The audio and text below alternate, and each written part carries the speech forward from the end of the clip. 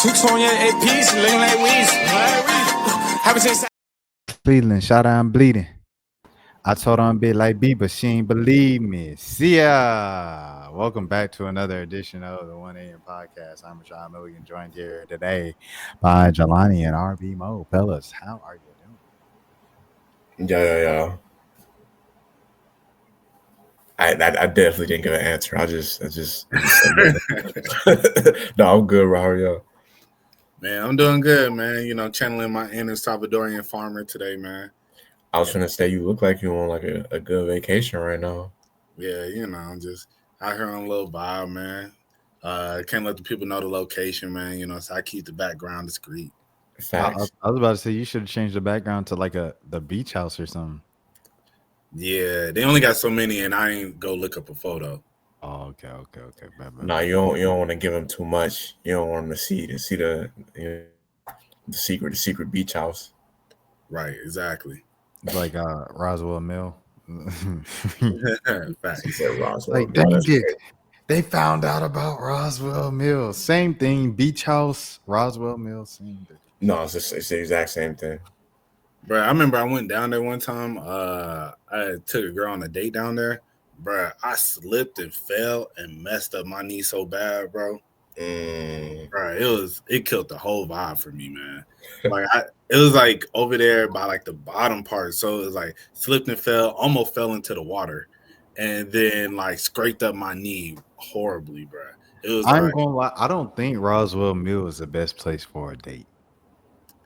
I think if you like the hike, I think the hiking part is a little bit isn't bad. The actual mill, like where then they got like I guess the waterfall in the back where you can jump off. Like I never did that part, but I heard they got that. So I think that probably would be cool where you jump off the waterfall, or whatever. But yeah, the actual part where most people are at, yeah, that ain't really it.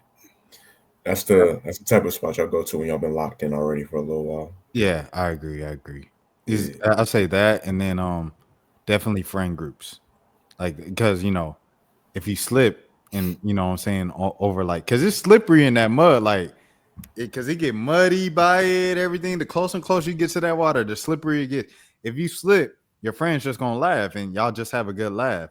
If you do it in front of a date, especially if it's like y'all in the early stages. Now it's you know what I'm saying?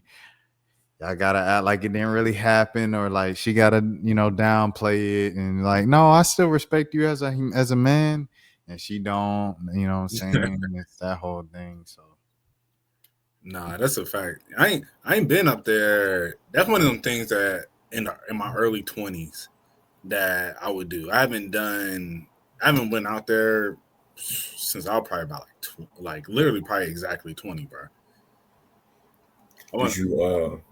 Did you play it off like when it happened? Like did you thug it out or did you? I thugged it out. Okay. I had a little limp, but I definitely Did you say ah? I mean, it was like I was like oh,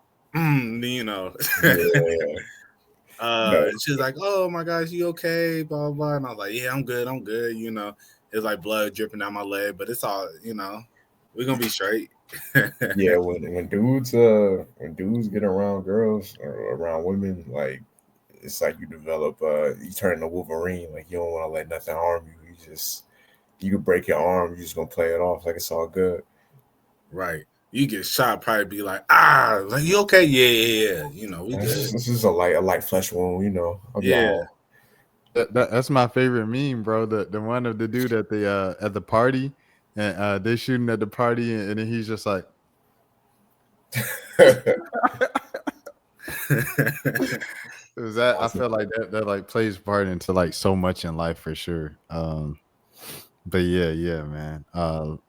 How am I doing? I'm doing well. Today was an off day for me, but I've been going nonstop since the beginning, from like outside calls and inside. Like it's been work for real. But I did a lot of stuff, like a lot of errands, ran a lot of errands.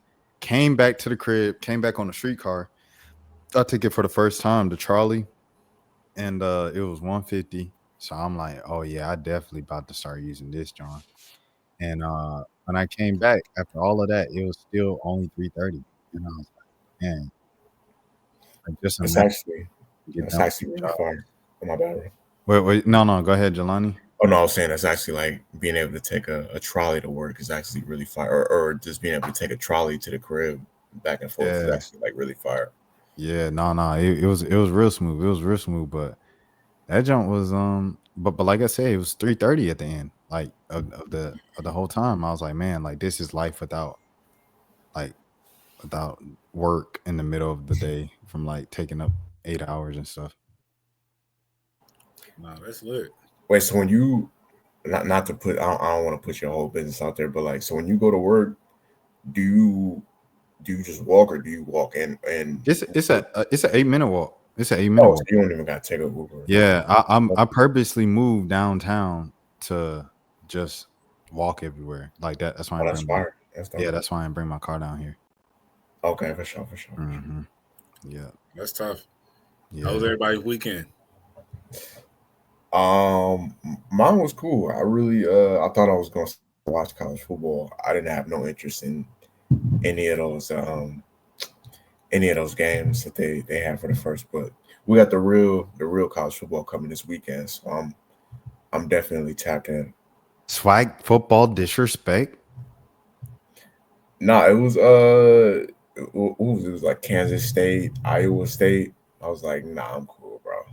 I'm good. Southern North Carolina Central, the Swag MEAC Challenge, Oh, they played last weekend? the Georgia I State. don't even know. I feel like when HBCU like when they have football games, like the football is the least important thing out of everything. Like the band, the game itself just being an event, like all that stuff. I don't think black people don't really care about the. I mean, certain games for sure. Like who's FAMU's main rival? I forget. Oh, Bethune Cookman. Yeah, like that's. I feel like that game be big, but for the most HU part, versus HU. Hey, yeah, man, it's certain games. the one that I used to go to every year was the TSU versus FAMU. That used to be FAMU's biggest rival. Back in up until a point, I don't know, like for some reason they don't really play anymore, but they used to do the Million Man March down in Atlanta every year.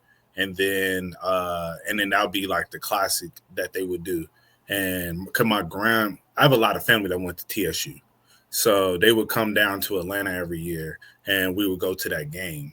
And yeah, that was one of my core childhood memories, going. And now you said the game, who actually won the football game never really mattered. It was just like who band performed the best. Right. I Yeah, think TSU. I think they left HBCU conferences. Okay. Yeah, that would make sense. Because I always wondered what happened to the game. I never really looked into it. But yeah, that used to be TSU versus FAMU. That was the biggest thing.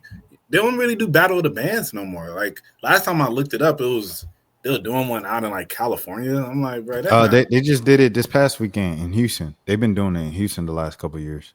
really. Yeah, it used to be like we say like Atlanta's thing, but they moved it out to Houston like a couple years ago.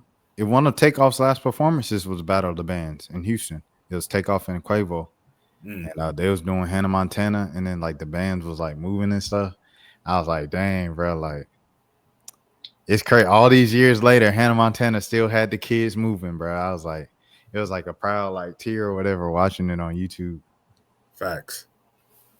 have y'all I've been seeing this on TikTok. I'm not because I'm not personally friends with no college students right now, but have y'all been seeing like Kennesaw State? I guess now is like the new like popping school in the Metro Atlanta area. Like as far as where all the black kids want to go to. Nah, I ain't hear about that. So I I saw guess a clip from GA followers, and like the kids had a bunch of like foreigns or whatever. They said, "Yeah, we out in Europe. We about to drive these to KSU." And like GA followers was like, "LOL, they about to really take up to KSU." And I was like, Like what do they mean by that? Like what is the joke here? Is there something on TikTok that I didn't get it at all? So if you know, Jelani. Yeah, no. So they I think they said that they had let in like they had like an abnormally large like freshman class they let in this year, but it's a lot more. Um, I don't know what happened, but it's a lot more black kids than what they would normally have. But you know, a lot of you have those streamers that like go on campus and like be hollering at the girls and stuff like that. They've been having a bunch of those on the KSU campus to the point where it's like I'm seeing TikToks of girls like almost doing PSAs like, yo, if you see me on campus, like don't approach me, like just let me go to classroom because that's how out of hand it's gotten. And yeah, I guess that's the new move now. I guess for the kids is Kennesaw State. I was just laughing though because that was never like KSU was always been a respectable school, but that was never really like a party school like that when we was coming up.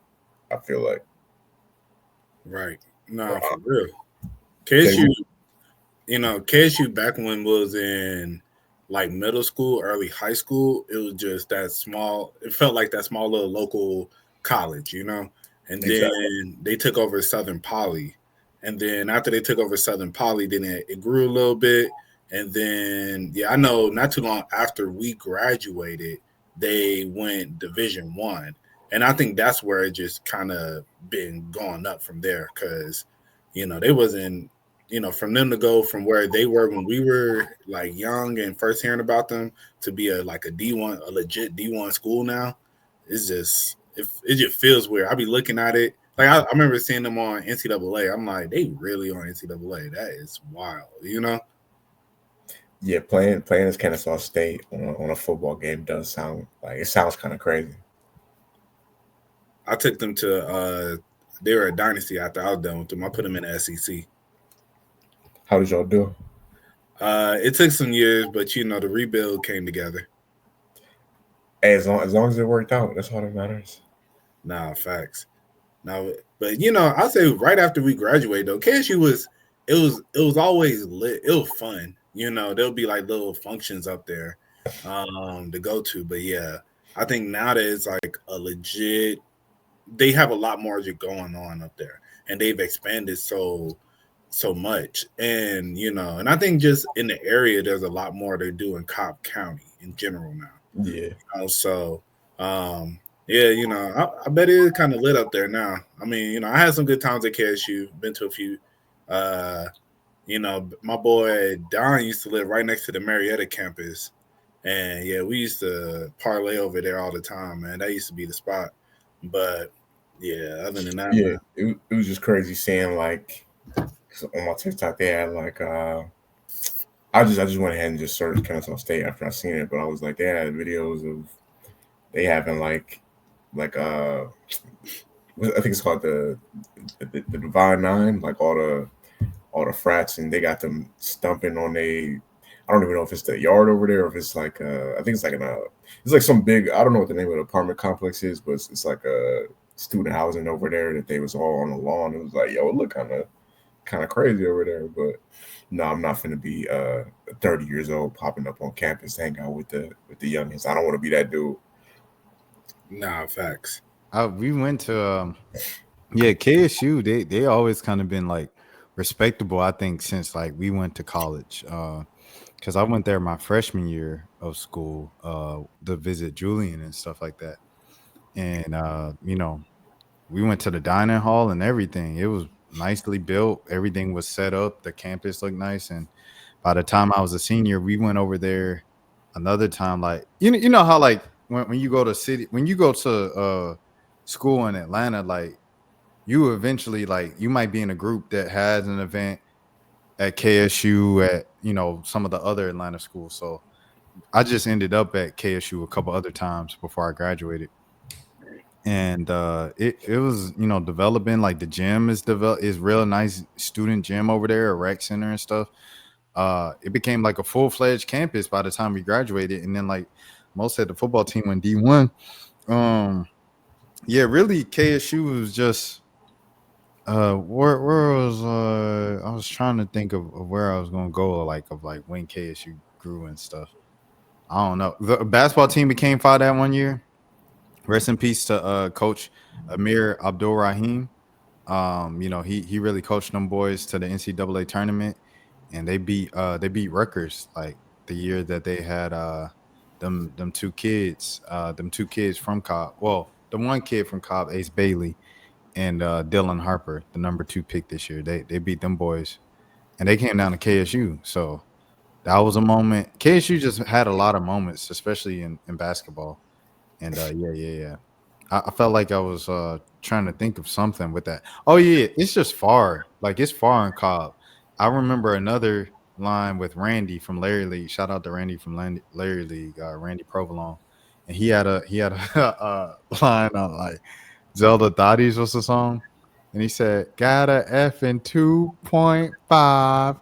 Kennesaw State go Owls. Like, cause back then when we was in high school, like that's how we looked at Kennesaw State darn near as like glorified community college.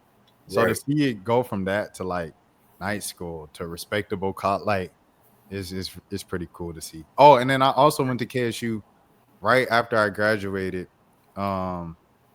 This might have been actually I was still in school then. I was actually still in school. I was a senior, and we did a homecoming tour. So we tried to go to all the homecomings in Metro Atlanta, and yeah, we went to KSU. Let me see. Yeah, 2016. All right, I'm Saved by the Bell. 2016, right there, and this was like Glorilla Zoe was before. Gorilla Zone is crazy. Yeah, this is at the what you call the tailgate, bro. They was turned, man. They was turned over there at KSU, boy. I seen a couple folks from high school, a couple folks that used to be hosting them. Look at these folks. Them boys was turned, man. It's mostly I feel like it's mostly white people though. Yeah. But it was a little black tailgate too. Hold on, let me see if I can find it. Nah, those are the only videos I had. But they had a little black tailgate too, and a little black part and stuff. And they had rappers over there. Oh, this is the Glorilla Zoe one where Glorilla Zoe performing. You see him on the stage. But yeah, shout out to shout out to Glorilla Zoe. Who was it? Shout out to Glory Girl. That's her cousin. Dang, I'm trying to think. They had Jay Newton. He was a rapper out there. I remember when Cam the Artisan performed at KSU. So they have some culture over there for sure. Autumn Johnson. Shout out to Autumn Johnson doing her thing in the WNBA and on WNBA broadcast side with Ion and everything. And she was at KSU. What college campus, other than the school you went to, do you feel either one of y'all felt like y'all had the most fun at?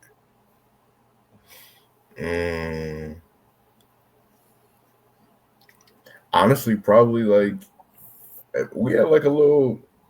There was like a little run back in like 2015. Like you mentioned Southern Poly. Like I definitely remember going to I think that was Don's apartment over there like a few different times with you back then around that like 2015, 2016 era around that time for sure.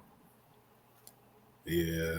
I feel like it was low key like at least I feel like it's at least like once a month. Like somebody was having like a kickback or something over there. I feel like. Yeah, facts. Yeah, that used to be the spot. Yeah, I feel like there probably. But Rashad, you was in the city though, so you had access to all the. Yeah, that's what I'm saying. I was like, because other schools, it low key felt like I kind of went there too, like because they're so close in the city. I'll say, for me, it was probably Ole Miss. And we were only there for a weekend for a journalism conference, Southeastern Journalism Conference, and we just had a crazy story over there. So I say Ole Miss, if not Ole Miss, KSU, just because like, yeah, that time too.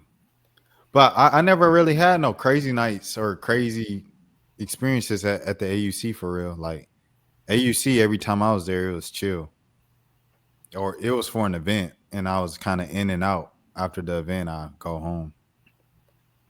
Yeah, I'd say for me, for some reason, like Slick, I have to say probably Georgia Tech.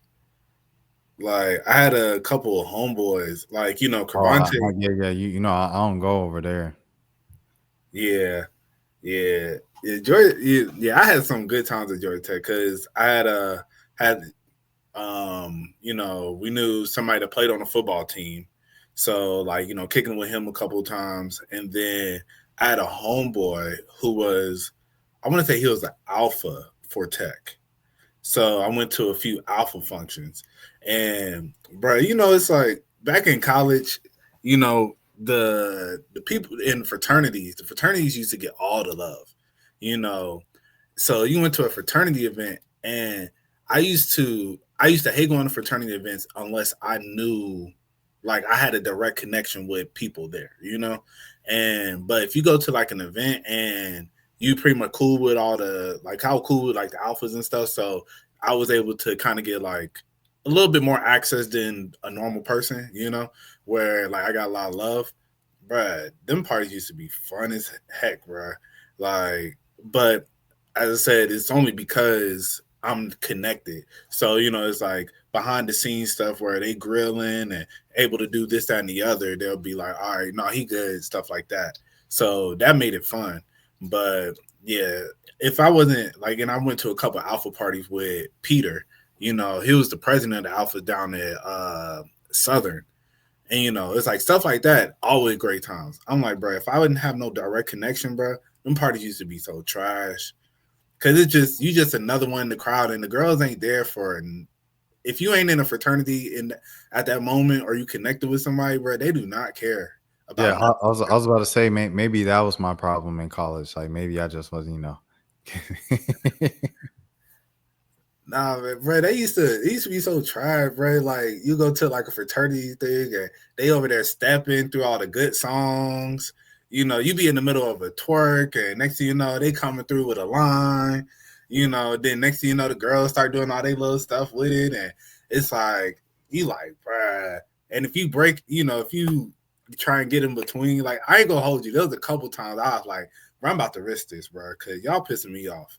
Like y'all sitting here trying to walk through past, like, in my way right now, and I want to be like just stand my ground, but then you got to really weigh it out. Do you really feel like getting jumped?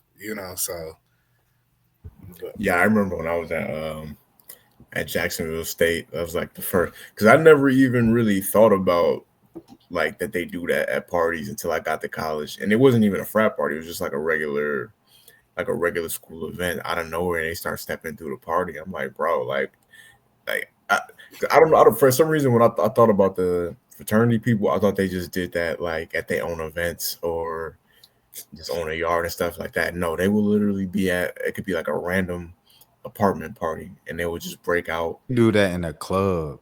And I think I was at like a club when this happened. I think, yeah, just out of nowhere, just, and like Mo said, like, you can't break it up because they got the numbers on you. It ain't even about being soft. It's just like it's 12 of y'all right now. It's one of me, so I'm not even trying to get into that.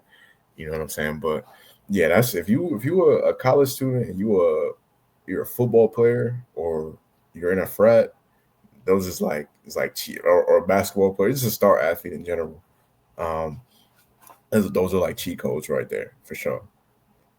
bro, for real, bro, I got one homeboy that I don't know what exactly his experiences was, but I can tell he's definitely scorned by fraternity dudes because he do not like. He always talk about, man, because I don't, man, like f them fraternity, like the fraternity. I feel like, man, forget them, this, that, and the other. And the way he be talking about it, I'm like, oh, you must have went to a party and they stole one of your girls. Like you could just hear, like, when somebody has like a deep resentment for something, and like when he be talking about it, I'll be like, I don't know what happened to you, bro, but I could tell your whole vibe got killed by some dudes out of fraternity one day, and you've been standing on that since. Do y'all think it's a bit like kind of weird how like it's a few things that we kind of accept as society that's just weird, but like since it's been there all of our lives, like nobody kind of questions it or not enough people question it.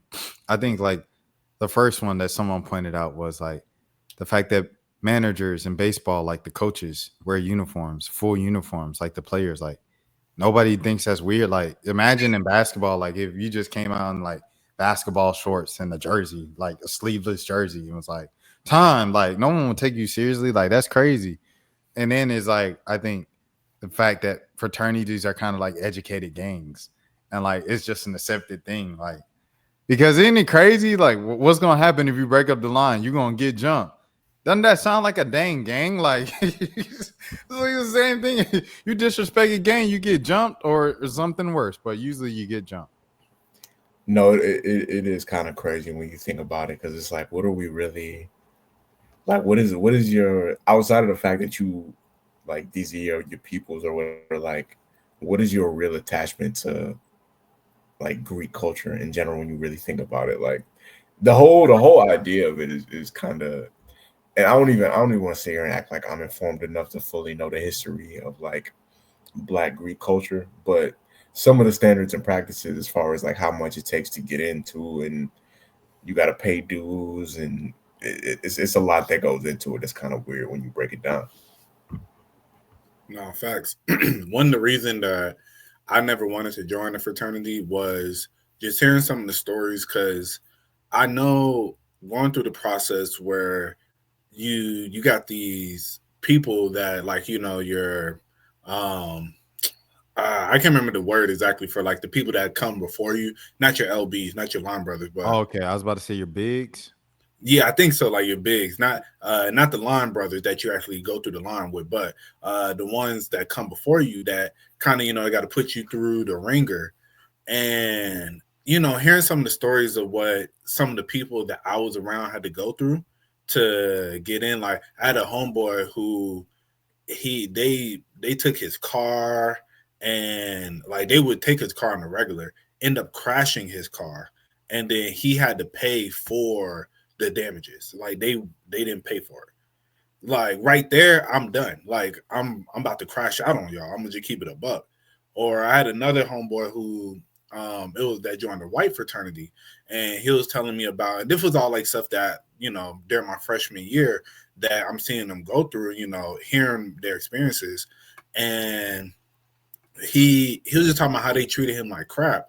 And then now it's hard for him to look at them as like we're all brothers, because it's like, bro, you treated me like crap for dang near a year. And now we supposed to just all be cool and stuff. And I felt them on that, because it would be certain things that it would be hard for me to overlook, to be like, well, I'm glad that's behind this. Hey, that's my bro. Like, nah, like, yeah. So I think, yeah, it is interesting, with that. And I feel that's one of the things that, you know, it's hard for people. I know it's hard for me to be able to overlook stuff like that. But then, and essentially, they got to put you down with the gang, man. The other thing is they pay so much money to be in those too, bro. Yeah, rest in peace to Caleb Wilson. First of all, before we continue, rest in peace, Caleb Wilson. Right, facts. Nah, facts, bro. They try to talk about Hazen is dead and whatnot, but that's a lie. I feel like I mean, you have some guys who join because like maybe their parents or like their dad might have been or their grandparent might have been a member of a certain frat. But if we're being totally honest, I feel like the majority of dudes that do it is just for like access to the girls. If you really Bro, boil it I down, was like in the yeah, so y'all know I was in a couple campus ministries. One of them was Man Cave, and the leader of Man Cave was, like because kind of like the whole point of Man Cave is kind of like striving for pureness. And obviously, I think a lot of times in Christian life and a lot of the leaders, they have to kind of come from some type of struggle or some type of background, you know what I'm saying, to kind of validate their testimony. Because it's like, oh, who are you to you never slipped up before? So this one dude who was like, kind of OD that first half of his college, he was our leader in the campus ministry and stuff like that for this men's peer group. And so, one day we were just talking about, we talking about everything. And they was talking about some of the frats. And he said, yeah, I was trying to play a song. So And then they were like, "Oh yeah, you know the history of it. Da da da. I felt like it fit my personality." He said, "I'm not gonna lie. This is what the leader." He said, "I was just trying to get as much vagina as I could at the time." I mean, that's really what it is for the most part. Yo, college is like, I think that's. See, I only did 1 year, so I didn't get the full experience. But I just from being around that age and having people that I knew around that age, like when I was back at that age, that's definitely probably like the horniest time in your life for both genders, not even just for men. Like, I feel like it might be even worse for the young ladies around that time. Not all of them, but the ones that's like that is at that because bro, you don't have nobody stopping you. It ain't no like it ain't like when you in high school when you kissing a girl in the hallway and like somebody come interrupts you. Like, no, bro, you could go as far as you want to go at that age. And yeah, I think that's why I'm single. Like, so if anybody's like, if you in your 30s and you still single, you just like I went to college, bro. Like, because my whole life growing up before college was American Pie. College is American Pie. So I'm like, oh man, I had me a girl, broke up with my girl. I say I want to live the American Pie experience. I'll see you next summer. If it's meant to be, she said, okay, bet. 2 weeks later, she was like, hey, so stop calling me. I said, okay, bet. Uh, I went out. I attempted the American Pie experience. I came back next summer. You know what I'm saying? Got me a different girlfriend. Everything like that. Things was moving smooth. That didn't work out. Okay, the rest of college kind of sucked. I just dated a bunch of women at the same time, and that was fun. I ain't gonna lie. Okay. So the rest of college did not suck. I just dated a bunch of women at the end, like my senior year. But uh, yeah, I think that really just kind of led the rest of the 20s. That's like dating around instead of like settling. Because I tried to settle in college and then tried not to settle, and it just didn't. It's weird, bro. So how y'all feel about that? Of like how y'all's mentality of college kind of set you up for where you are now? I know. Um, yeah, I don't know. I think definitely my freshman year, I wasn't as much going on. There was an incident where it definitely where I an interaction with a girl that was drunk that and it's like, this is before you really like, you being 18, you ain't never really interacted with girls that are like really inebriated and stuff. And it was like me and her had kind of hooked up, but then she was like, oh, and we didn't really do nothing for real. It's just like made out. But she was like, she didn't really remember it. And it just like I was like, oh, that makes me very uncomfortable. And it was like from there, it changed my perspective of dealing with girls who are drunk for sure. Like I definitely so that shaped me in one way. And then I say once I left Southern and then I came back, uh and I guess I wasn't technically in college, but being around a lot of college campuses during that time after I left Southern after my second year. Yeah, I think it was a lot of dating around and whatnot. Uh, so yeah, so I don't know. I don't really feel like that as much shaped me. Um, yeah, I don't know. I like as I said, I feel like it didn't really shape me as much as I think some of the relationships that I had after that really kind of shaped how I feel today. I think going through, but I will say being in college, especially during that time, there's a lot of girls. Girls in college, you're young. Yeah, you got a boyfriend, but do you really? You know, and it made me very skeptical of women during that time. So I will say that did actually kind of shape me because there was a few women that because I wasn't in a relationship at the time, but would, it was a few girls that was, and they definitely didn't act like it. And then you start making you skeptical because it's like, what? Like, this is how women be acting out here, like, you never know what your girl doing.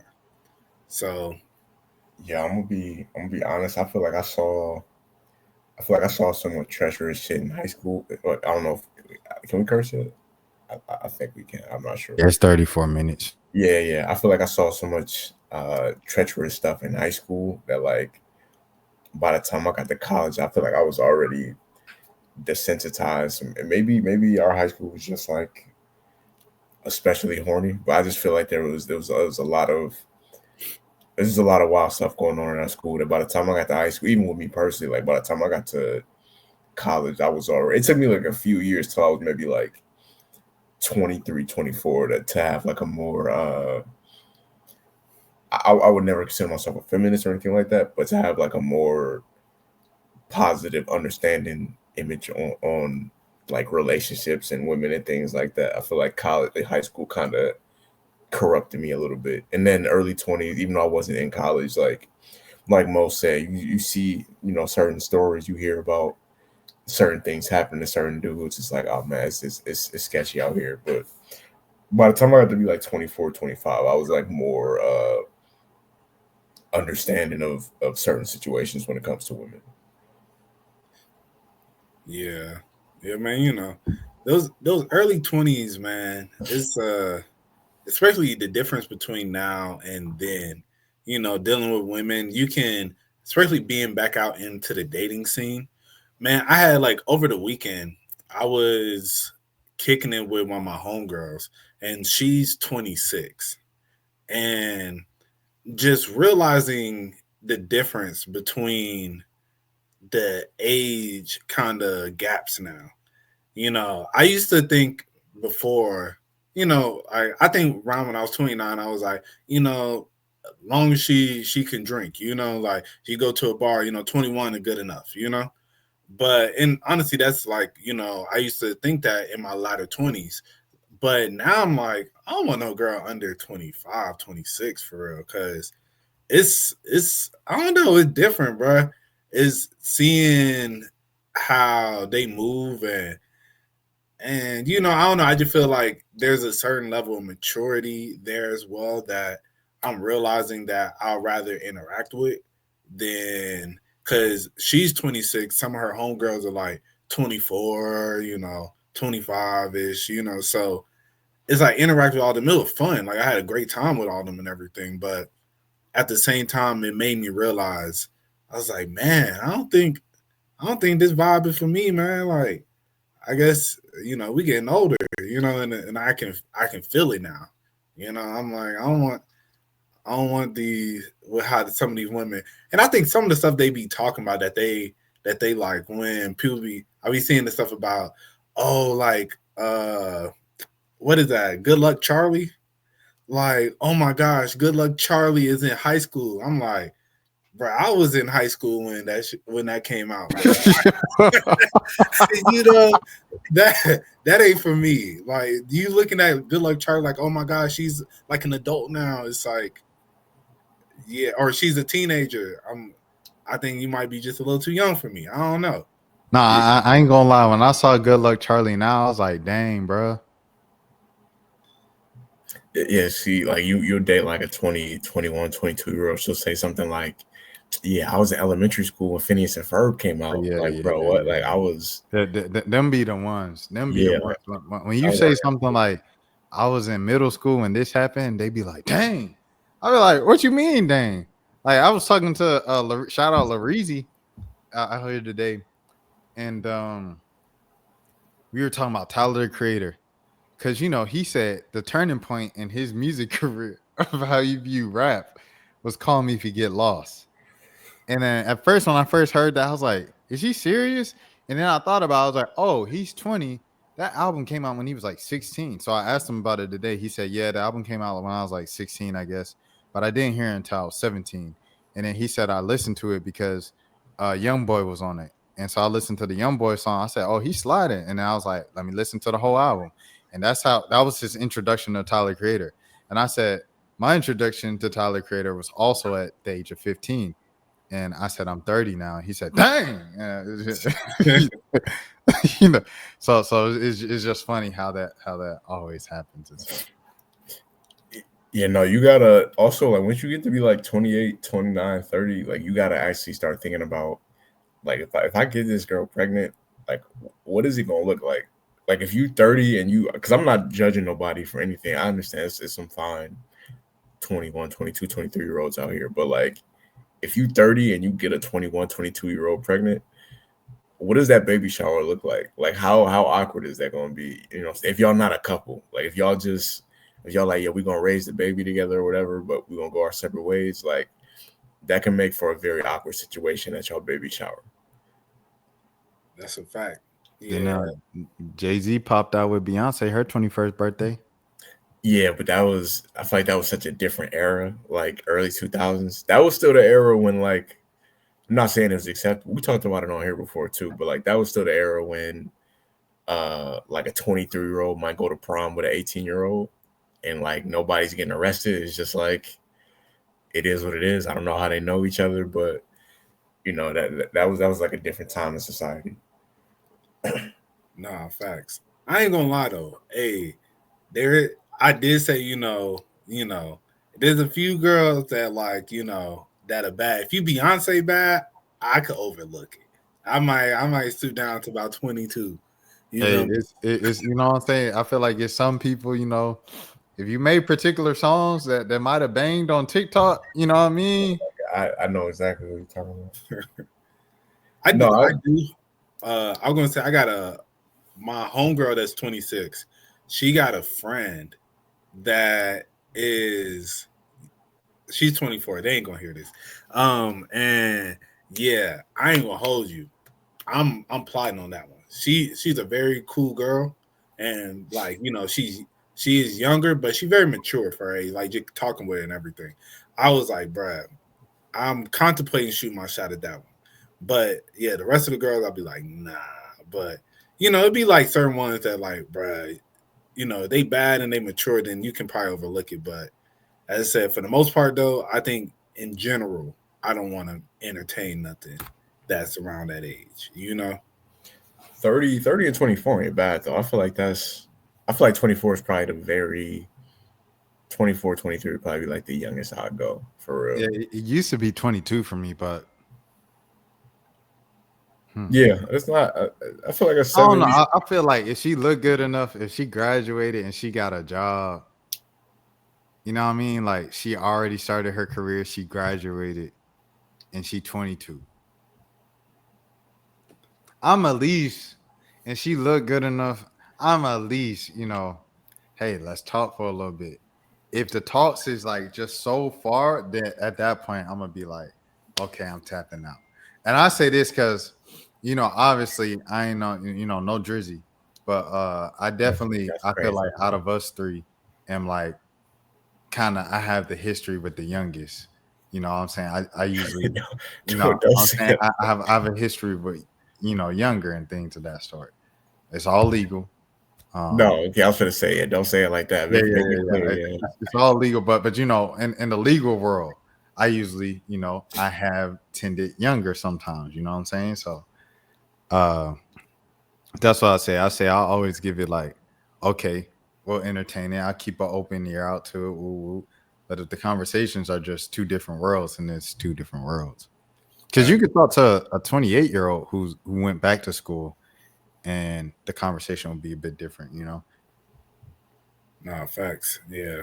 Yeah. If I'm gonna stoop down that low, you got to be fine. Like you got. And you got to have a couple hit records. Yeah.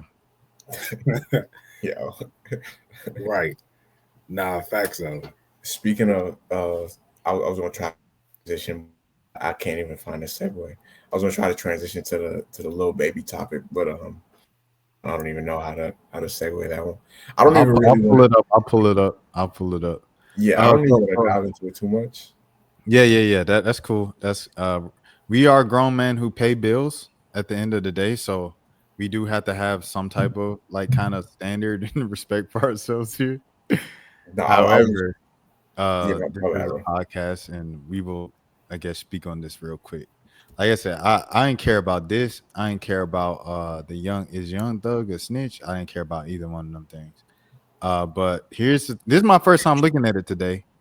The messages. Used to shower with a bitch. She got him low. I No, got I one was just too. laughing at him. I think he. Hello, let me know if something went wrong Friday. I'm in Orlando. I came to find you. Dang. So you went back home. I get it. On the way to your house, I'm gonna show you something crazy. Oh, that's crazy. She said, "You must have the wrong woman. Stop being crazy. You're not in Orlando." On God, I am. Show me. I got the right woman. The woman got me hyped to disappear. I'm getting my hair done. Don't act crazy. Where do I live? Man, stop that. She got them You low. She kept it real. you don't like what he say? You like crazy. You don't like oh, okay. You don't like chill because ignoring me for weeks is crazy. I'm 25 minutes from your house. I'm gonna be in your drive. Does this man know he little baby? Little baby, do you know you little baby, bro? Like, okay, I'm gonna be in the driveway. I don't like crazy at all. I'm a grown woman. Stop that. If you miss me, just say that. Well, you could have just told me what it was instead of ignoring me. This man got kids. Ignore me. Ignore me mean I'm gonna pull up and find me. Of course I miss you. I had my hopes all up and then see no response. No, it doesn't. Stop cosplaying a crazy man because you think I like that. I like peace and love. At this point, you can't like peace and love. That's all. I've been trying to give you so explain to me why all of a sudden you cut off. Maybe I won't come to your house if I got an understanding. I'm gonna be honest with you. I didn't cut you off because I don't really f with you. I just felt like it was disrespectful on my end to take it that to that point of sharing my body with you when I used to mess with Boat. Ooh. I This don't is know your relationship with him, and I'm not that type of woman. Well, I definitely respect that on all levels. But at this point, it's too effing late for all that. LOL. And both my little brother, no matter what, it ain't that type of situation though. He said, "I told Bo I'm on your body though. Not since we met. Before I met you, when I seen him with you, I told him that's my dream woman. It's not too late. Oh, this is she just for the team. Definitely too late. My soul already attached. Oh Lord. You want to put Bolt in a group message so I can confess my love? Oh no. She said no. And then she put some laughing emojis, I guess. She said, "Stop doing that. You're funny. We're grown." LOL, you know I wouldn't do that, but that's how serious I am though. We too grown for you to be cutting me off. Like, come on, we too grown for that. Bro, why is he begging? You made freestyle. Okay. We too grown for that. Be cutting me off. Like, come on now. We too grown for that. I'm in a space right now where I'm keeping my body to myself. hey So man. unless you want a really good friend, there's no point in continuing to speak. I want everything, whatever come with. All right, bro. Was it that good? I guess it was. He I'm expressing confused his as to love why you coming at me like this though. I ain't coming at you on no sex stuff. I'm really just trying to get to know you. Oh yeah, that's my bag. Like deeply. like We can deeply. be friends if that's what I gotta do. Nah, I don't do that. I don't be lying. If I want the box, I'm gonna say I want the box. I ain't gonna lie. I don't manipulate like that. We can be friends if that's what it gotta be. But I'm telling you, I'm not trying to be your freaking friend. I'm 2 minutes away from your house too, by the way. You don't even know where I live. She said, watch. What the heck? That's crazy.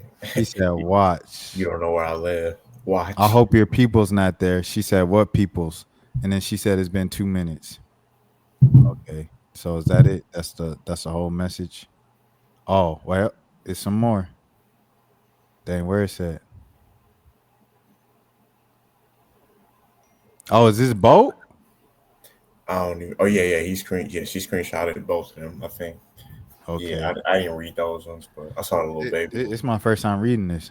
Uh Boat, confess my love. Stop that, you too funny. Uh LOL. You know I wouldn't do that, but that's how serious I am though. We too grown to be cutting you off. Okay, we read those. I want everything to come with it. I ain't on no sex stuff. Woo, woo. Why you cut me off for? Okay, all right. Whoever okay, it's been 2 minutes. Crazy. Whoever you cut me off for, oh well, if so. What? That was my answers to what people. Oh, if you can help me get my dream car, you can have me forever. That's like the easiest thing you could have said. Oh my goodness. I don't want y'all ever rapping about I don't pay for no. I don't want to hear that no more. I don't want to hear no rappers rapping. I don't pay. I ain't never had to pay no more. That's like the easiest thing you could have said. Like, come on now, that's easy. What kind of car is that? I'll cut everybody in the world off. I'll delete Instagram. Oh, dang. She got him like this. because that Instagram is show up, and I mean forever. You know what exactly to say, huh? She said RR Kalanin 2025, and it can't be a striker or Porsche or GT RS5 She got the 2025 in pink. pants. That's crazy. Yo, she had the Christmas list, wasn't it? It's a Cullinan. Cullinan. Oh, my Yeah. bad, Mo. Different tax bracket. Double R Cullinan 2025, and it can't be a striker or a Porsche GTR S3 2025 in pink. And he put the laughing emojis. See, you've been dealing some real BS, striker. Like, I ain't gonna lie, it's an insult. My ex was a scammer. I've been with him for a few years. I definitely was used to BS. He said, yeah, see, I don't know. Dang, these screen like y'all gotta go in order, bro. I'm trying to be nosy. Uh the X was a scammer. Oh, and I love that you smart. You went for the highest cards on the market. Hard eyes? Oh man, I don't want to hear y'all rapping about being P player. Man, don't call nobody lame again in no song, bro. The Porsche is a better investment though. I'm usually a pink slip type of dude, but you picked the big stuff. I'm gonna have to get you a little note, but it's definitely attainable today. All caps. I'm gonna be honest. I can pay the monthly payment too. I just can't put a down payment on it. Okay, on nothing right now. And then she said I was gonna get one of those eventually. Just had to shake some more booty. We getting somewhere. I got the down payment part. He said, I don't want nobody seeing you shaking your bro. She's an OF model. He said, just shake it for me. Okay, then. Bro, they going against everything they rap about. I'm sorry. I was like, this is just crazy. Okay, well, then you have to pay the car off. I can do that for real. That's easy, mama. But dang, you must hear bad about this. Like, you hear I'm a trick or something? Like, how you even get to that? No, I just want to know you can make these things possible and a normal person can't. My phone died. I actually haven't heard anything about it if you don't ask. Okay, I'll take that. Get you a sitter for when? Tonight. Okay, where you at? Miami. And then she sent them a picture and he said doll face, eye emoji, heart eye emojis. That's crazy, bro. I ain't gonna lie. I can't believe I read that, and I can't believe what he was saying in there. Any reactions, fellas? Yeah, so it's a few different quotables in there. My soul is already attached. Great line right there. Listen, we talked about this on here before. Like, this is like normal. Well, I'm not gonna say normal because I feel like she kind of popping on the OnlyFans, like in that type of market. But yeah, like this is the tricking era. Like it's easier. I don't know. I'm kind of lost for words a little bit just because there's so much happening in that text messages right there. Like, where do you, if you go ask a man for a car, right? First off, asking a man for a car in general is crazy. Like, for somebody that you not seriously involved in, but like going straight to the Rolls Royce Cullinan is like you don't want just like a Toyota Corolla to start off with. Like, so we going straight to the Royce. Like, that's the price. And then little baby being comfortable with that is also kind of, I'm not judging him, you know what I'm saying? But it's like, I gotta be real. If I had a certain amount of money, and there's definitely certain women I would like, I'd spend a bag on. I don't know if I'd buy a Rolls Royce, but there's definitely a few that I would see what they was charging, you know. But he seems like he really loved this woman. I think the nastiest part of that whole exchange is him saying, um, "Do you want me to put a boat in a group chat to confess my love?" Like, that's where it's like, all right, you might have crossed the line with that one right there. I don't know why she thought because she slept with Bolt that little baby was finna care. That was the part that, like, I mean, there's a lot of crazy stuff after that, but that's where this all started. I'm like, I would not, because it's not like little baby and Bolt are best friends. First off, even if they were, I'm like, Bolt don't care about you like that. You ain't. I guess in a sense, it's like I don't even know because I'm gonna say it's not like you Mariah the scientist where he had like a real relationship with you. It was just. But even then, I'm sure he don't Boat is not the person to care. You can just tell just from the way he talks that it's like, bruh, like I don't, I'm not stressing none of these girls, you know. So you want to go hit her, you know. Um, but yeah, but I mean overall, yeah, I think he definitely put a lot of pressure that he didn't need to. I feel on trying to bag her, trying to get it because there's a lot of baddies out there, bro. You could, but I mean, hey, her stuff do look crazy though. I ain't gonna hold you. I did see like I saw a clip of who she was, and I was like, okay, I see the vision, but at the same time, it's like, bro, it's a lot of women that are about just as bad that you could probably go do less work for, but at the same time, it'd be like, hey man, this the one I want. I got to see what it's talking about. He probably already talked about, hey, that shit was hidden, you know. So ain't no telling. Yeah, my bad, bro. Nah, you good. The thing I want to say is, oh, you must have heard I'm a trick or something. Tricking is as cheap as $100.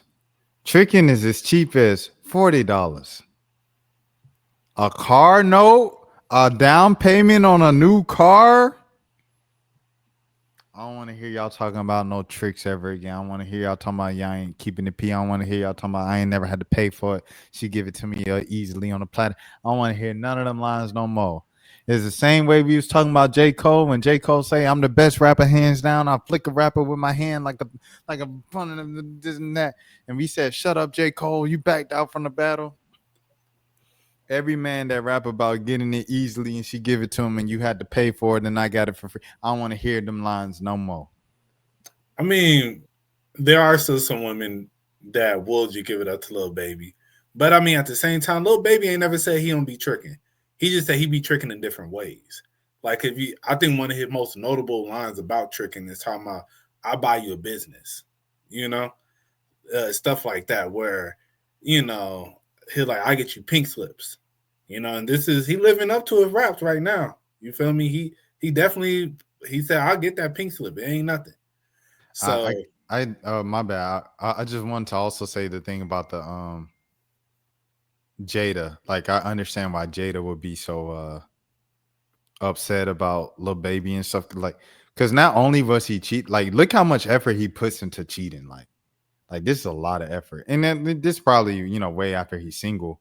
But I can assume like he was putting this amount of effort into the girls he really wanted to when he was with Jada. I mean, he was at a different level when he was with Jada. I think right now he got to put in a little bit more effort than he did back in about 2019, 2020. Like, we're going to keep it a buck. Like, the effort from about 2018 to about, I give you early 2022. This would have been a lot easier. I think she would have definitely slid for him a lot quicker. But now my boy he's in a different light as far as being an artist. So it doesn't mean the same to be like, oh, I had sex with Lil Baby as it would have meant at one point in his career. Like just to keep it a buck. So I mean, maybe when he was with Jada, he didn't put in as much effort because he didn't have to. But now, yeah, definitely I say, yeah, she probably get a bunch of rappers in her DMs all the time anyway. So it's like, yo, yeah, you Lil Baby, but what is that really gonna do for me? Because I mean, I think at this point, I don't know, it's debatable. Boat might be a bigger artist than Lil Baby right now.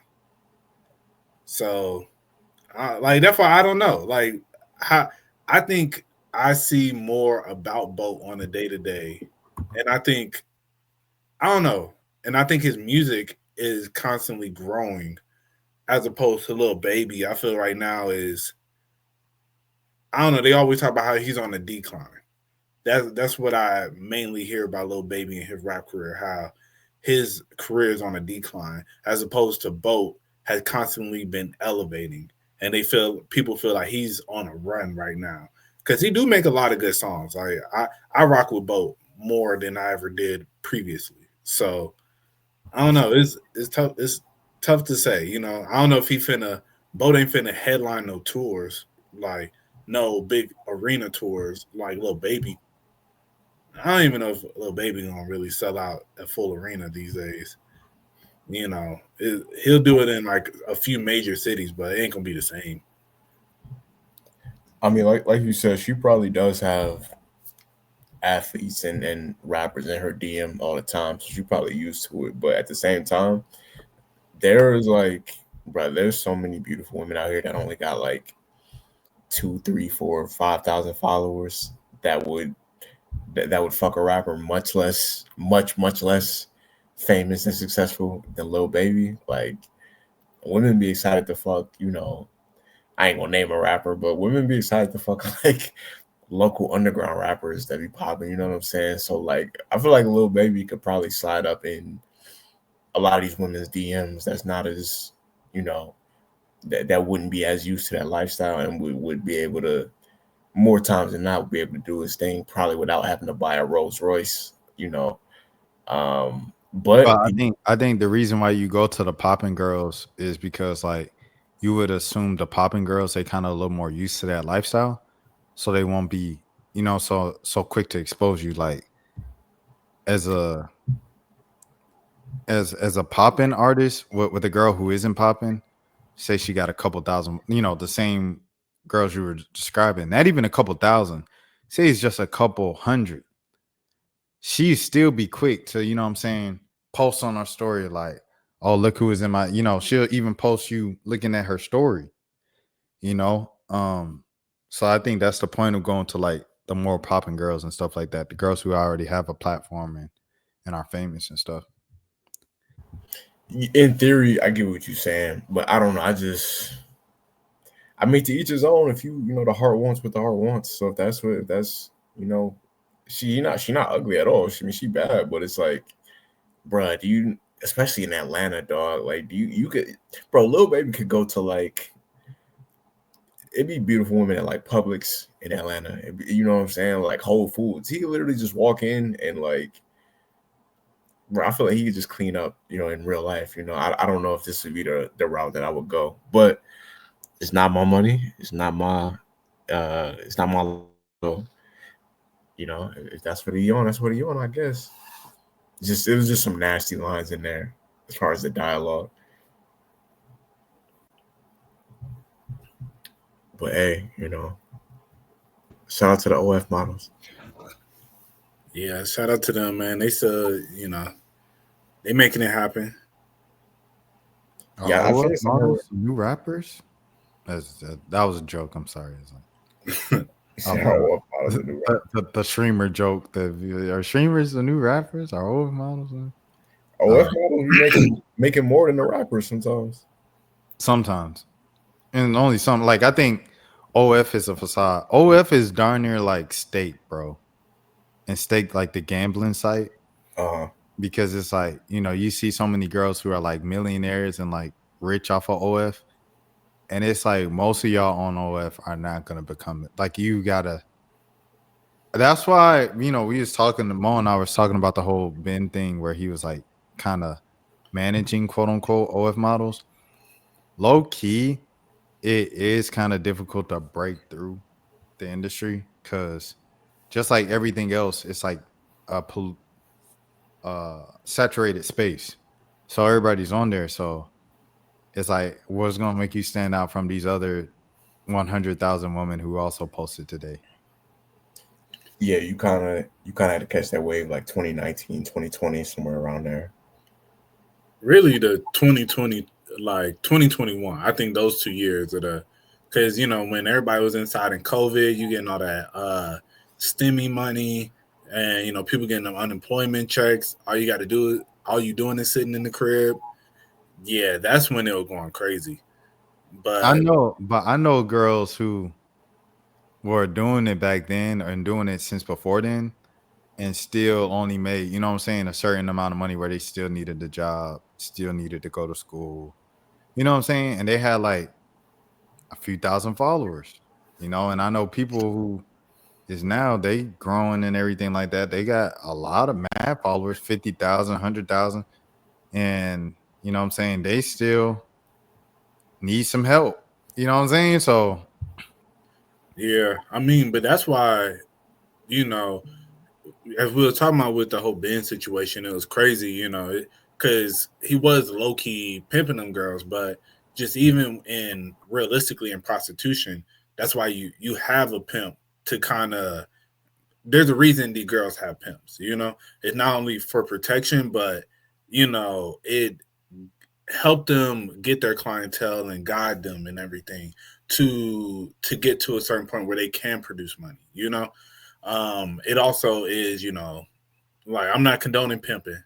I'm not saying it's right or nothing, but I'm just saying realistically though, that is some of the stuff that goes into being a pimp, you know. And that's why like the same thing. Cause me, like background, me and Rashad was talking about how Ben the Dom when he was managing, he was low key pimping these girls, and um, but you know, at the same time, like bro, Jelani, he was talking about it on his stream, bro. This man said the lowest amount of money during that time that he would make a week, like on a bad week, was 30K. And What he'll huh? what time, like what era was this happening? Like, do you say what years or like what time this was happening at?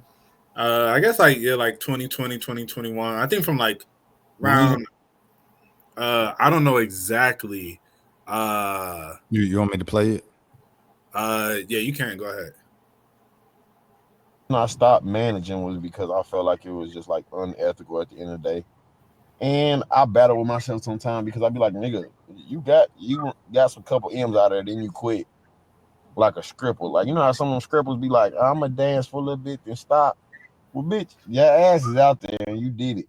Like, yeah, I was managing and and it was just a whole bunch of like freaked out ass shit that I was like witnessing and like puppeteering, and we made a shit ton of money. But like after a while, I was like, bro, this is not it, fool. Like, this is just not it, bro. They take out the money on Sundays because I had all my girls on the schedule. It's like a lunch, like you know, Carly, Ashley, Samantha, Karen.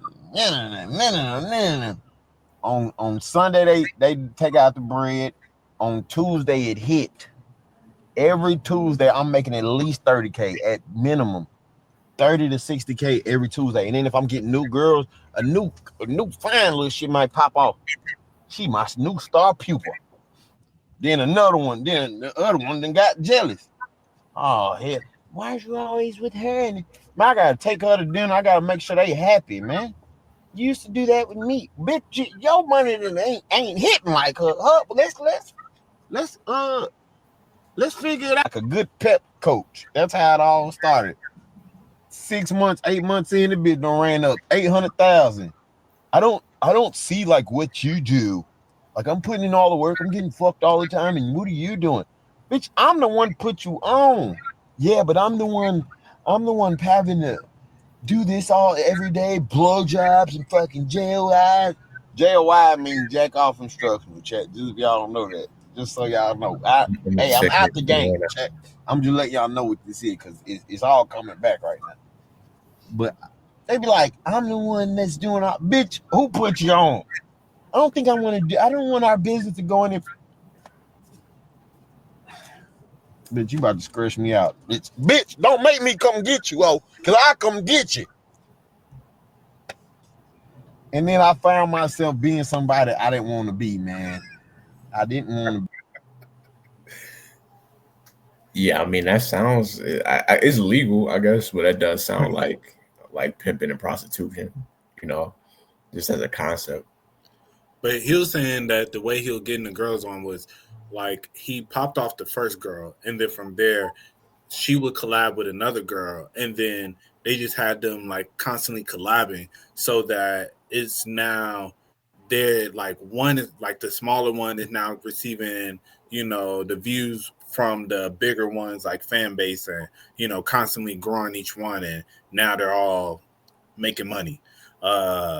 So, but hearing him explain it like that, where it's just like, you know, you're bringing in one girl and then having her collab with another girl. And that's the thing, you know, probably with some of the girl for Rashad was talking about, during that time who wasn't able to really pop off where they're making a crap ton of money.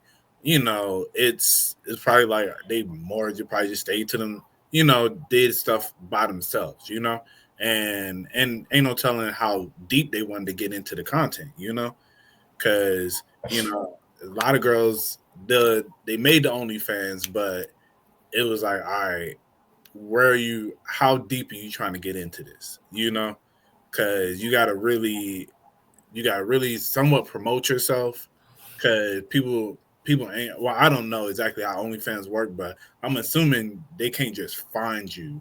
It's not like an explore page for OnlyFans. So it's like promoting yourself and as I said, like stuff like that. It's like how deep and then what type of content you really like. Yeah, you have a couple videos here and there that you doing some crazy, but then it's like how often are you trying to do that?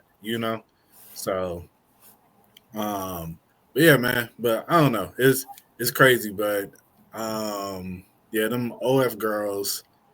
It was the wave at one point. I think it's definitely been slowed down. It's of course, there's still women who be making a crap ton of money off of it, but I think at this point, it's not the boom isn't booming as it was back during like pandemic time. You know. Go ahead, Mo. Well, I was just gonna say, yeah, it just ain't booming the same way. So if you getting into OnlyFans now, I mean, I don't even know. I mean, you can still pop. It can still pop off, I guess. No, people are always gonna be horny. Yeah, I say, but as many jokes as I gave Lil Baby just now, there is one or a former, I guess you could say, one OF girl I would give a car to, bro. Kalani Rogers, bro. I'm buying Kalani Rogers a car, bro. I'm sorry, man. I ain't gonna lie. Kalani says she want a car. Oh yeah. What you want? The double R, the Camry, the Camari. What you call it, Mo? Cullinan. Cullinan. I thought you said Camaro at first. You want the pink double R Cullinan? Oh, no problem. Say less. Nah, facts. Nah, I didn't think you was gonna say a name, but nah, there's definitely. I don't know if I'd go as far. I'd have to have like Jeff Bezos money to do like a Rolls Royce. I'm not gonna do that as a regular millionaire, but no, it's definitely a few that like. I feel like I've said this on here multiple times. When I get a certain amount of money, like I got a list. I got a list, and it's not even like I don't have self confidence to be able to like approach a woman without money, because like I've been broke most of my life. But if I did have a certain amount of money, like I'm because I think the thing about having money is that allows you to just get straight to the point. Sometimes it ain't even about whether or not you can or can't without the money. It's just like the convenience of it. Like I'm not really trying to spit game all day and take you on dates. Sometimes it's just better off to just ask, like, like what does it cost? But it seems like Baby really liked that girl though. I don't think so. I think her stuff is crazy. As I said, like excuse my language, her ass is dumb. It is. It is. Y'all seen? Don't get this lost in all of this. This girl was. You seen that little compilation her ex put out of her? Oh yeah, no, she was wilding. This girl throwing the TV on his head. She jumping in the middle of the street. She grabbing the knife and on 911 talking about he trying to hit me, and she holding the knife. Man, it ain't worth it, Lil Baby. I tell you, bro. Didn't she like pistol whip herself or something like that? Yeah, and then try to say that he did it, and man, that girl. Oh, this is that girl. I didn't know this was the same girl. That's the only way I heard of her. When I saw that, I just didn't click on the videos. I was just I saw that it was some OF girl, but I didn't know this was the same girl. Yeah, she was on her a thin line between love and hate type. You know what I mean? For the that's an old nigga movie reference right there, but no facts. Yeah, so that's why you can't. We couldn't deal with them girls under 25 because they wouldn't What? even got you'd have to open Netflix and show them that movie. Right. But but speaking of money, I had went to one of the Real Housewives of Atlanta. I went to her son is friends with somebody I know. And so I went to her house this past weekend for like a little birthday party. Bro, that house was so nice, bro. But it made me think. I was like, bro, if I had a house like this, you're talking about like paying, bro. You had a girl just pull up to that crib, bro. You ain't gotta pay for nothing because she's gonna come up off it just off of the vibes, bro. Like the nice jacuzzi and it was like a 4-story house and with nice pool and all that stuff. And yeah, but when you were saying that, I was just thinking, I was like, bro, if I had a crib like that, bro, I already know it's just off of the vibes of I'm putting you in a place that you ain't never been before. You gonna like I have, man.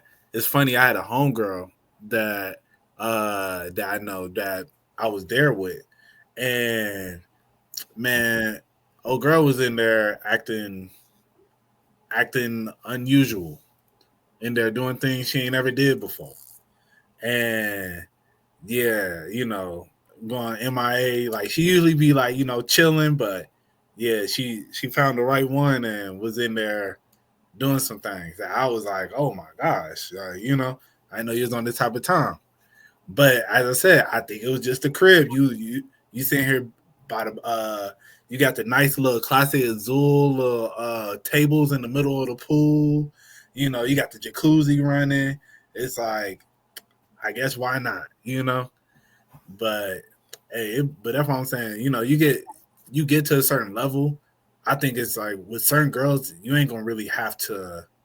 You ain't gonna really have to put down the check. It's just like just show them something they ain't never seen before. Put them in new environments. They're gonna be like, yeah, I'm gonna come up off it. But yeah, that was my point when I was saying like bro, Lil Baby could literally, like, he could literally walk into wherever the fine woman is at. He could walk in, just have his jewelry on, and he could just walk up to one of these fine women. It could be five fine women like in the whole building. If he just walks up to all those 5 and he's like, yo, do you want to, let's say you got a Lambo outside, like if he just asked him like, do you want to go ride in a Lambo real quick? Like at least 2 of those 5 are going without knowing anything else, without asking no questions of like where are we going, or just for like the picture opportunity. Like at least 2 out of those 5 are going. So yeah, as far as him, like I said, I ain't judging nobody for tricking because I understand, but it probably don't really require all that. Like the most point, like the money definitely makes people, not just women, but just people in general, act very unusual. Like grown men will act groupied out for a dude with money the same way a lot of women will. Facts. Yo, it's funny. When I went to DR, bro. When I went to DR, there was the resort that I stayed at. It was like all inclusive. So, it's like literally inside the place. Like this was my first ever all inclusive, but from what I heard, that most places don't do this. But literally they had like a little dispenser for alcohol in your room that they refilled on the daily. So you could wake up and then just like hit like a little dispenser, like it's a little water dispenser of vodka, gin, tequila, or it was a 4th one too. So everybody lit, and pools everywhere. But then you can walk onto the beach from the resort. So it's like, and then the beach was kind of, it's like kind of in like a little different area. So it's not where everybody from the resort finna be able to see you. So man, I had met this one dude that was out there. I went with one of my exes. And when me and Buddy, like we became cool because, like we're both, I was there for like a week. He had came, I think like a day or 2 before I did. And you see the same people all throughout the whole week, you know. So is so you become cool with people. So I was talking with him, and he was just like, "Bruh, man, I done hit so many girls out on that beach, bruh, cause they ain't never had sex on the beach before." And it was just off of the fact, because after hour you could just walk straight out there. And he'll tell me, he was just like, yeah, the fact that like these girls never did nothing like that, so they were just going. And I was like, that's crazy. But yeah, and yeah, I ain't gonna hold you, bro. Like, yeah, me and my ex had went out there one night. Man, it's the beach is a vibe, bro. Like, Yeah, it's the novelty of the situation, because unless you, especially if you don't live somewhere by the water, that's it could be what's that lake in Ackworth? Is that Lake Alatuna? yeah.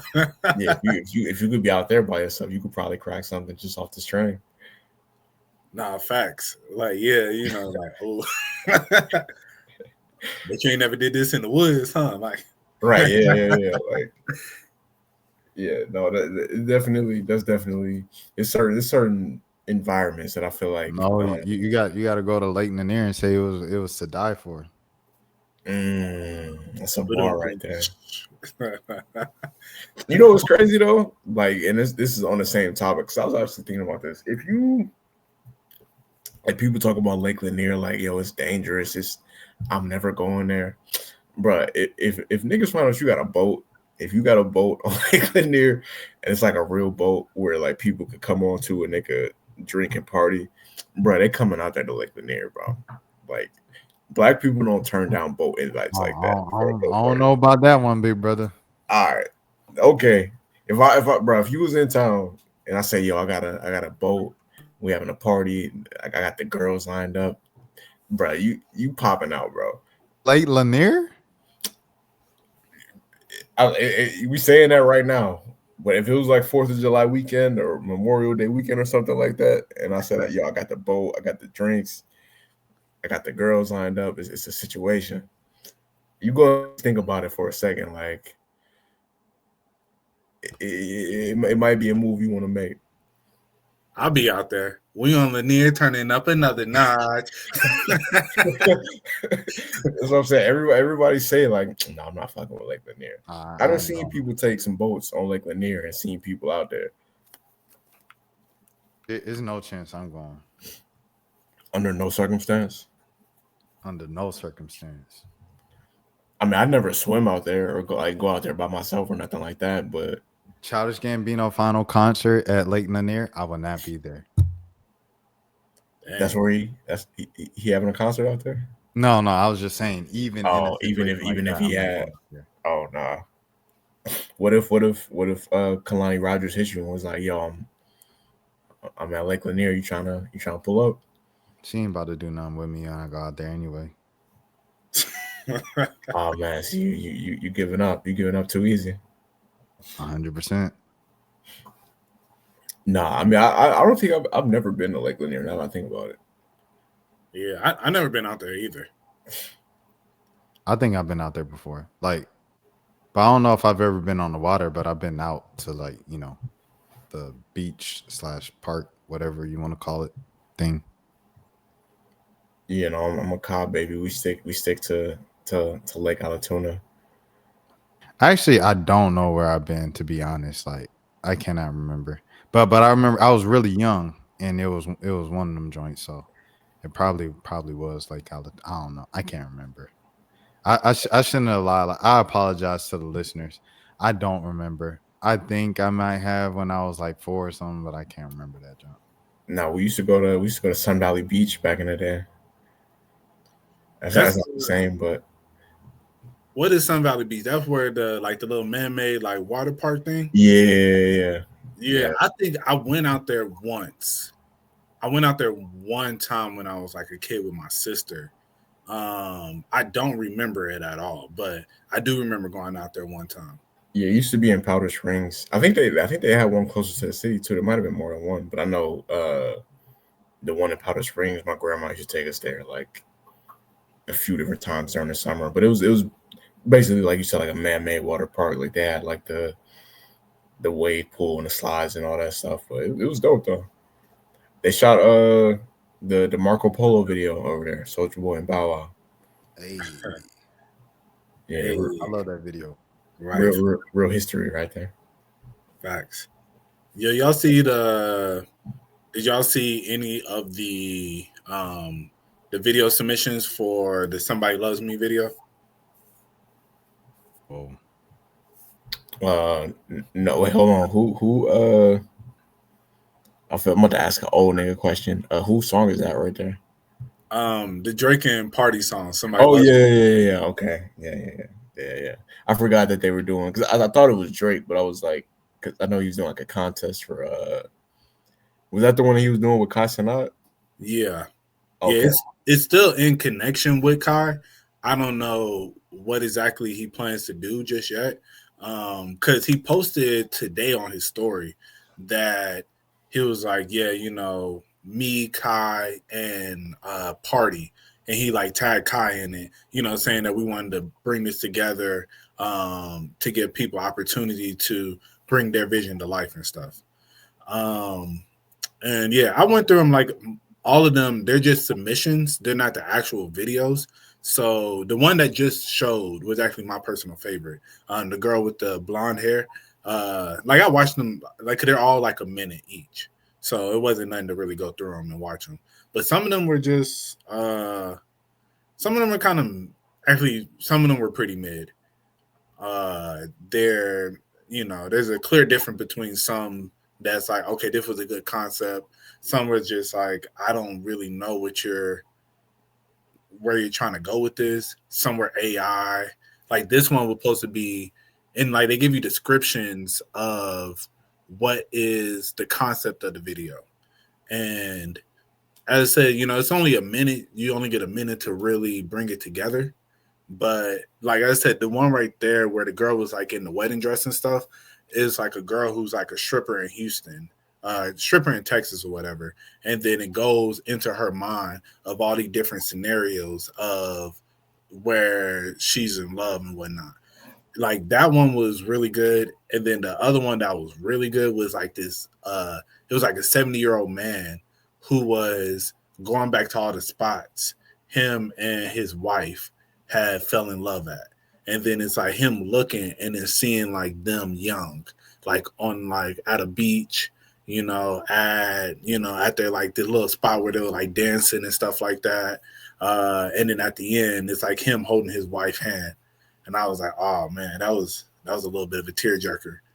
But yeah, but as I said, some were good, some were just like, I guess you did something, I ain't gonna crap on nobody's idea, creativity, and shout out to everybody who, did their thing and put something together. But yeah, some were just definitely better than others. Kai Cenat deleted his GNX reaction. Really? Yeah. Oh wow. I checked to see if It's Not Like Us one was still up. It's still up, but the GNX one has been deleted. Oh wow. It's been a lot of streamers that when the beef was going on, they were mostly leaning towards Kendrick, and I feel like recently they've been just out of nowhere starting to be more like pro. And then on the flip side, Academics was mostly on Drake's side. I feel like recently he's been more like, I'm not gonna say leaning towards Kendrick, but he's been more critical of Drake than he was when the beef was happening. I thought it was funny that he just realized, that's what I'm talking about. He just realized that Drake had a hairpiece, like that Drake.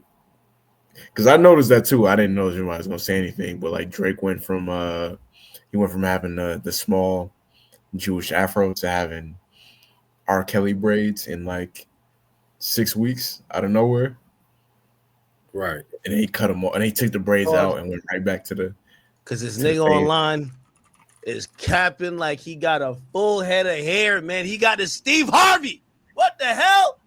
Drake got acting like he got braids, and 2 months ago he got a high top? Oh, hell no. Nah. Drake's a fraud. That's some fraud shit.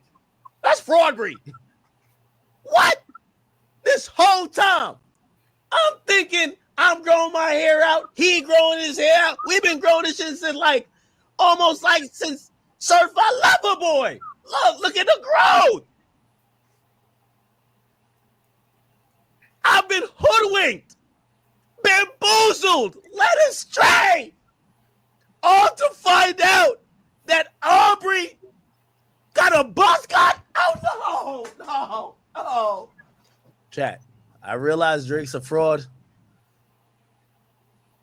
No, that's, you know what I was thinking about? Like, Fetty Wap was the first rapper that popped this off. Because Fetty Wap had like the low, it wasn't even like a high top. It was just like I guess like a fade or whatever, but his hair was a little bit taller at the top. And then one day he just popped out with dreads, but like he was so popping at that time that we just didn't question it. Nobody complained. Nobody was like, oh, that's weird that he just got, and he had I think it was he had like a story behind the hair too. I think it belonged to somebody else that like meant something to him. So he kind of had like an excuse. But he was the first. We got to give him his flowers. He was the first rapper to get hair extensions out of nowhere. Nah, facts. Yeah, everybody seem like a lot of people sitting here with artificial stuff these days, man. Well, yeah, man. That didn't used to be the thing. Like, facts. It's a lot of fake hair, fake abs. Moneybagg Yo got the whole package. He got the facial surgery, he got it all. Hey, if you a man getting facial surgery, bro, you gotta stop. Like that's crazy. I ain't gonna lie, like the facial surgery is worse than the fake abs as a man. Because as a man, first of all, you can get away with the dad bod, with a terrible build as a man. Like you can't as a woman. As a man, you can work around it. Be a little funny, make some money, do this. You can get around with having a terrible build. But the face is crazy. Be a man. I kind of get it though. Just because you in the entertainment industry, it depends on what you do. Because like it's certain. Moneybagg need to be pretty?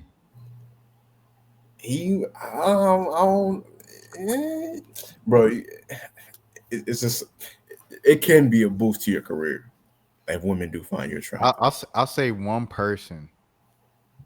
No Diddy. Okay. Maybe a little Jack Harlow. It benefit him if he had the alleged surgeries that they said he had on his face. Yeah. Because that was a large part of Jack Harlow's brand on his way to the top. Was, ooh, Jack Harlow, this fine white boy, according to the woman, to the point where he named one of his albums, Honey, the kids are home, come home, the kids miss you. And he said because his Instagram comments was literally just that. Yeah, so it's like if you I feel even with Drake, like the crazy thing is when Drake, like his first 5 years of his career, like that 2009 to like, he was out before 09, but like that 2009 to like 2014 era of his career, as popular as he was, you never really heard girls like going crazy over Drake. They liked him because he was popping and he made music for women. So like from that standpoint, women did like him, but like you never really heard women like, they wasn't talking about Drake, like they was talking about like Michael B. Jordan or something like that. And then I feel like out of nowhere, he when he grew the beard out and he first got the ab surgery, but we didn't know it was ab surgery. That's when you really start to see girls kind of start to, like outwardly go crazy over him a lot. So, I guess it can help you. It's just the fake abs they just look so crazy and they look so distinct. Like it don't look real. Because I think French Montana had got him too. But it's like, bro, I'm not like you French Montana, bro. I know you don't have real abs, bro. You not in the crib doing like, I know French Montana not in the crib doing like ab workouts, But yeah, what is it, the braids? Exactly. It's an interesting era right now. I hurt your feelings. You don't work with me no more. Okay. I feel like I say that every episode, but it really is. It's a lot. Like if you just scroll social media for one day, you'll be like, bro, this is a wild time that we live in. No, for real. Yeah, it's wild out here, man. But shoot, it's you know, we can sit here and judge it as men, especially as 30-year-old men, but these women don't care.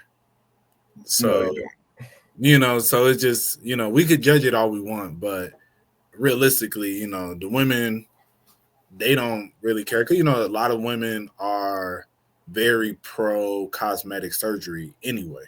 So I think that's where they don't feel as they don't really they're not going to sit here and judge a man who's doing cosmetic surgery on himself because they're doing the same thing in so many different ways. Whether it be consistent like Botox and consistent like stuff for their breast or their butt or you know sculpting their own abs and whatnot. So I think it's a crazy time we live in, and you would think like as a man like why y'all even doing this stuff, but it's like shoot, you want to look better for the women and the women don't care, then it's like hey, go ahead, get it done. I personally wouldn't do none of that. Especially, I remember I was talking to, um, I got when I used to work with a girl who did like worked with Botox machines, and she was telling me about how just how prevalent it is, and next I was like, all right, so if I was to come in, like what would you think I need done?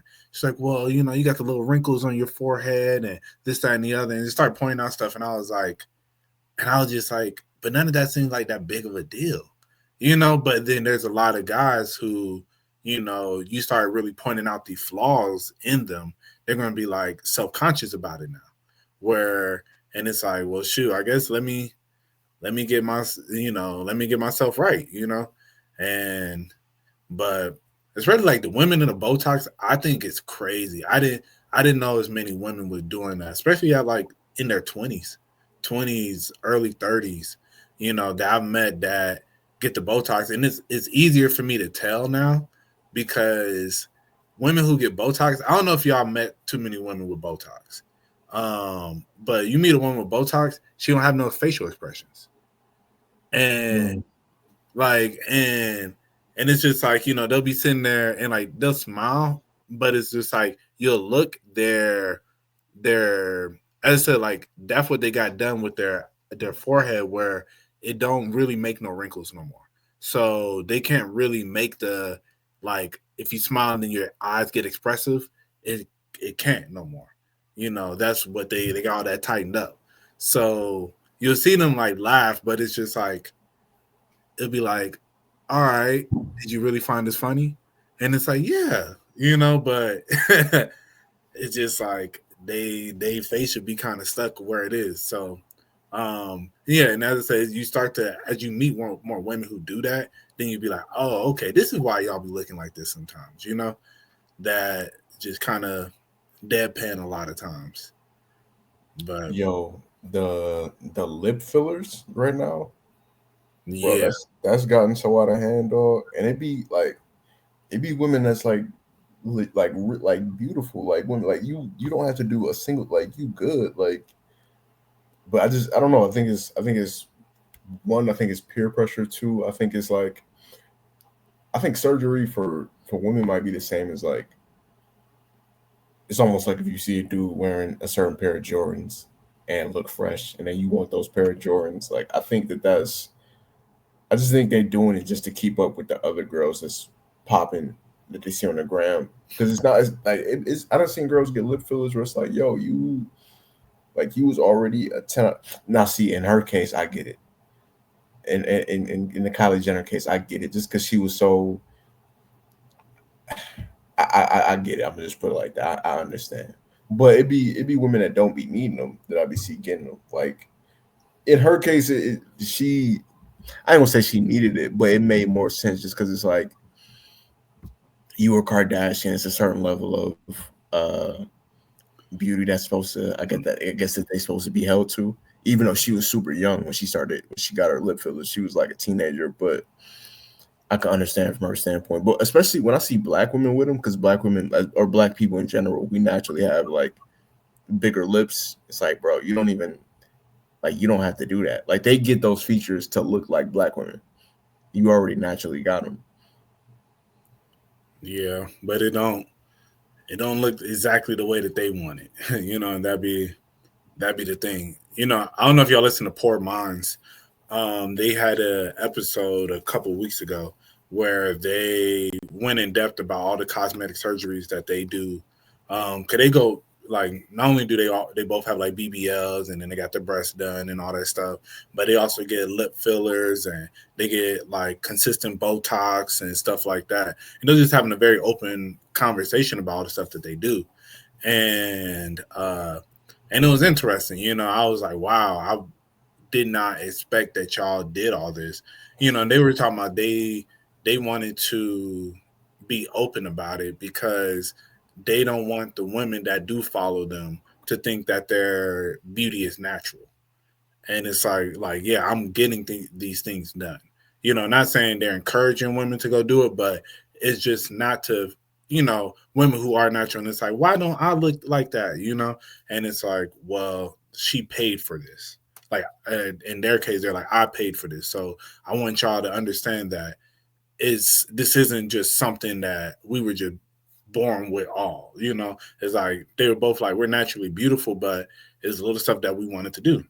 And, so we consistently keep up with it. And, as I said, like hearing them talk about they get lip fillers, I was like, y'all are black women. Why are y'all getting lip fillers? But, that's what it'd be like. I want them to look even better, Yeah, shout out to Dre and Nicole. I'm a big fan of your work. Right.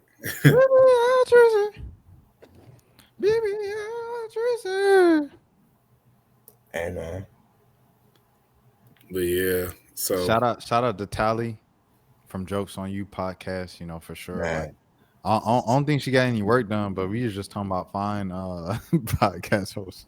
yeah, I hope she never does. I hope she stays exactly how she is. I'm a big supporter. A big supporter. A big supporter of her work. Speaking of, oh my bad. What you been saying? You good? Go ahead. I'm about to say, speaking of cosmetic and people getting things done, this is gonna be a very left field conversation. But so I was watching this video of this dude talking about how he had met a person at a wedding, and he said he met the person at the wedding, and it was a person that he perceived to be a guy, but then the guy was like, oh, I'm actually a woman transitioning. And so he was like, oh, and like said the name was like Jerome or something like that. And then so they had some drinks, and then he was like, have you fully transitioned? Shit, like they was like, nah. And so then he ended up going to the back and then hooking up with this person, because they still have the parts to be able to hook up. But he was like, his homeboys was just like, they caught him, and they was like, bro, we knew you was gay, blah, blah, blah. He was like, bro, how am I gay? They still got the parts, Jerome still got it. And like throughout the video, he's like calling them by their name, like Jerome or whatever. And yeah. And so it was just funny. He was just like, bro, like that ain't gay. Like, and I was just like, I don't know how I was like, I don't know. That sounds pretty gay. But at the same time, I guess it ain't, because it's like, it's just like hitting a stud essentially. And you ain't really gay for hitting a stud. But I don't know if that stud goes by Jerome. You feel me? Like, I don't know how I would feel about that. I don't know. It was just interesting, the video I saw. I guess, what are y'all thoughts on that? I think that's gayer than having sex with an actual man. Okay, why you say that? Bro, it's just I'm exaggerating, but like, no, that's like that's super gay. Like that's you met this person under the pretense of them being a dude. Like you have to anytime that you have to ask somebody like, do you still have that part down there? You're in too deep at that point. Like it shouldn't even that conversation shouldn't even be taking place for that conversation to take place and then for you to be like because what about this person turned you on to even be aroused enough to do that? Unless you're just literally just putting in anybody if that's the case. If that was your one condition was like no, well it's not gay because they have the body part, then it's like you'll fuck anybody at that point. It was just a conversation we had about the Cowboys really like resonated within my heart. And that would made me ask the question, hey, are you a dude or a girl? And that's next thing I knew, he was just in the bathroom. And yeah, I mean, Yeah, like how did that's you can't explain that one. Like that's insane, bro. Yeah, I don't know. I guess what are your thoughts on it, Rashad? I think a lot of videos like on social media be like fake, like dudes be telling fake stories to go viral. Mm. And I feel like this could be a fake story that dude told to go viral. However, just say for the sake of hypotheticals, Negro theoreticals and stuff like that, I'll say, yeah, man. I mean, I feel like if it's a woman, it was a woman transitioning into a man, right? Yeah, But she still had woman parts, and then he hit. She probably looks and dresses like a man already, so it's just like that is like, and she planned on becoming a man. That's just weird, bro. Like, like why was you attracted to that? You know what I'm saying? Like, and it's some pretty lesbians. It's some fine studs for sure, for sure. No denying that. But like, I don't know. That's just weird, bro. Like, any woman trying to become a man, bro. Like, I would think off top they'd be too manly to even be open to like me trying to hit on them in that type of way because they transitioning and become a man. But I don't know. I don't want to get into all that stuff. I usually get into trouble when I speak on things like this.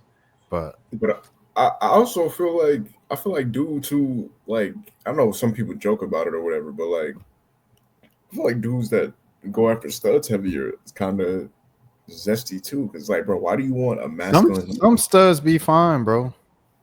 Like, and I'm talking about like you know what I'm talking about, right? Like the ones with the dreads, and they and that sometimes they be like showing you they fine. Sometimes BK the ruler is a good example just because she famous.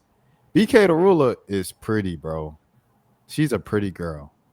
So you like studs that look like King Von? No, I'm joking. I'm joking.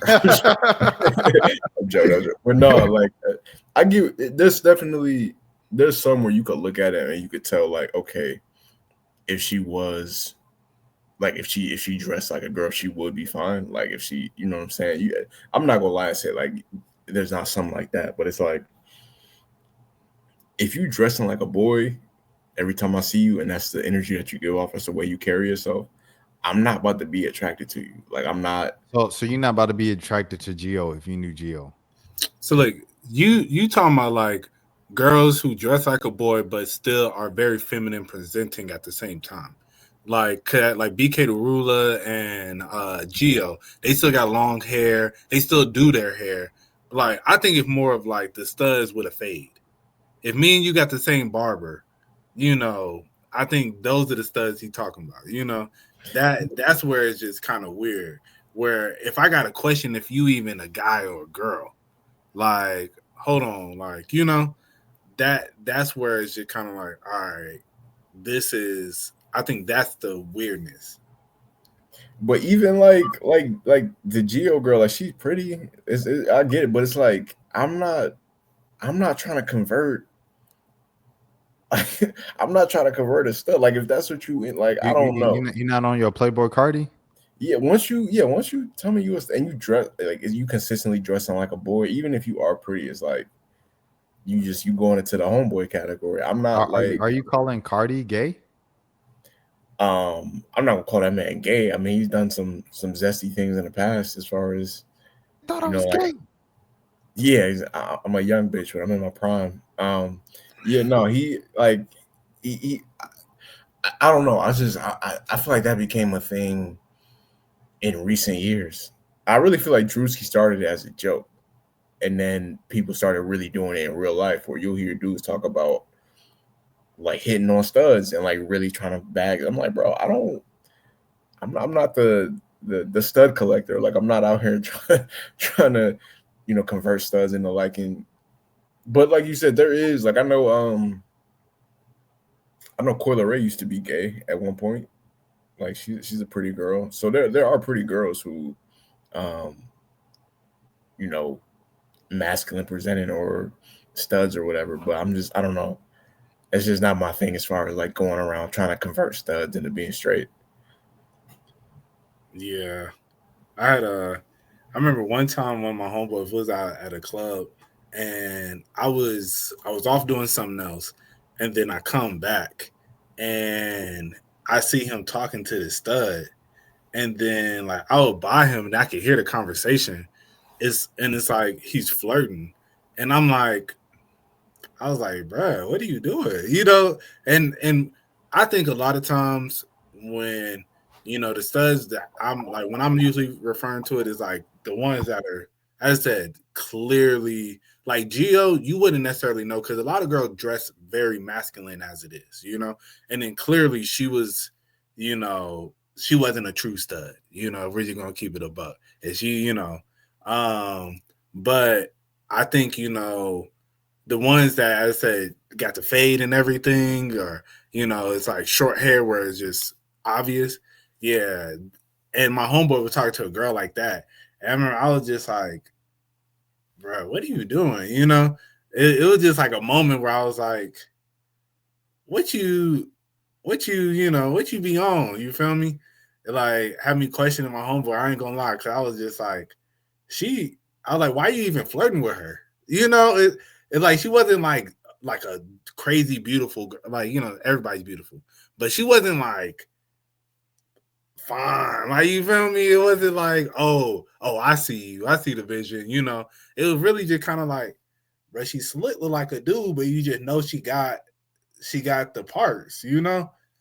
But I don't know. It'd be interesting. So I think it'd be, it's some of them guys who be really loving them studs. I think it gives them an opportunity to live out what they really want to live out on the low.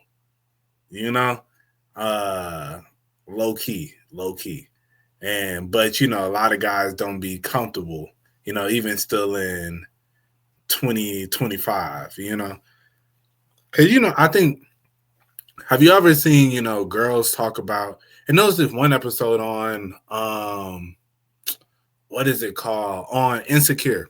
Do y'all remember that episode on Insecure where I'm almost positive Insecure, where I think it was like Issa or one of the girls that was there had met the dude who talked about how he hooked up with like a guy back in college. Yeah, I think it was Molly. I think it was her character. Yeah. But just like, but it was just that one time, just to see. It didn't Tank say that? What? Nah. Well, we just put that. we got to be careful putting that out there. You talking about the R&B singer thing? Yeah. Did you say it? He Yeah. said, What did he say? okay, hold on. Let me look this up on YouTube. No, well, the reason I remember that episode of Insecure is because it's a scene where she's receiving oral fixation or whatever, and she paused him because she started thinking about him doing that to a dude, and I thought that was hilarious at the time. Like, my sense of humor was kind of childish, but Nah, like at the time I was watching it with my ex, and then I remember asking her, I was just like, yo, what would you do if you met a guy that was like that, And it was like, nah, like, like she was like, nah, like I definitely wouldn't entertain it. But it made me think though. I think just the realization of like, it's a lot of guys who have probably been in that situation who have done some stuff like that, but they just don't ever bring it up, you know? And, but that just be the crazy part where it's just like, you never, I mean, everybody personal life is their personal life. So it's like, it's not for us to know what every person does, but, stuff like that though, just be, I don't know. And like, I'll see like little stuff on like social media where girls talk about like, it's a lot more gay dudes out here than y'all think, But as I said, but the younger generation, they don't care about none of that though. Like they'll sit here. These dudes be looking real feminine and just to keep it a buck. Like I got a young homeboy that's like 20, 21, 22, something like that. And I remember he took the photos on Instagram. And I remember he came up to me at work one day and he was like, "Hey, bro, yo, do these photos look zesty?"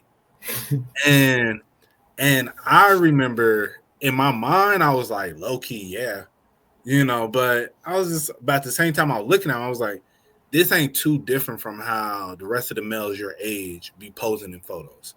So I was like, it ain't really that bad, And I'm like, I know you be getting girls and stuff. So I'm like, hey, I don't think it's that crazy. But it was a gay dude who came to him and was just like, it was like older gay dude that was just like, yo, these photos look gay, bro. I ain't gonna hold you, And he was just like, what, And that's why he came to me and asked me.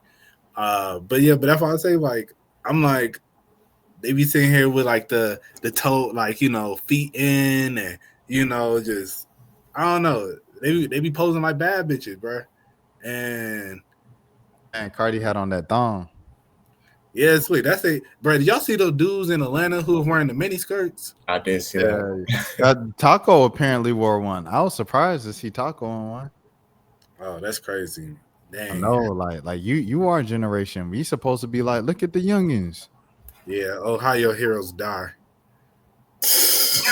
No, I feel like Uzi and Thug popped for the rappers. They started the zesty wave. Not in a bad way, but it was so crazy because it was like, what that, like, you seen dudes trying to flip it and like, it's like, what Thug was wearing the dress so he could hide his gun. I was like, all right, bro. All right. Bro, all these niggas be picking and choosing, bro. If you tough, if people are afraid of you, you can get away with anything. Like right.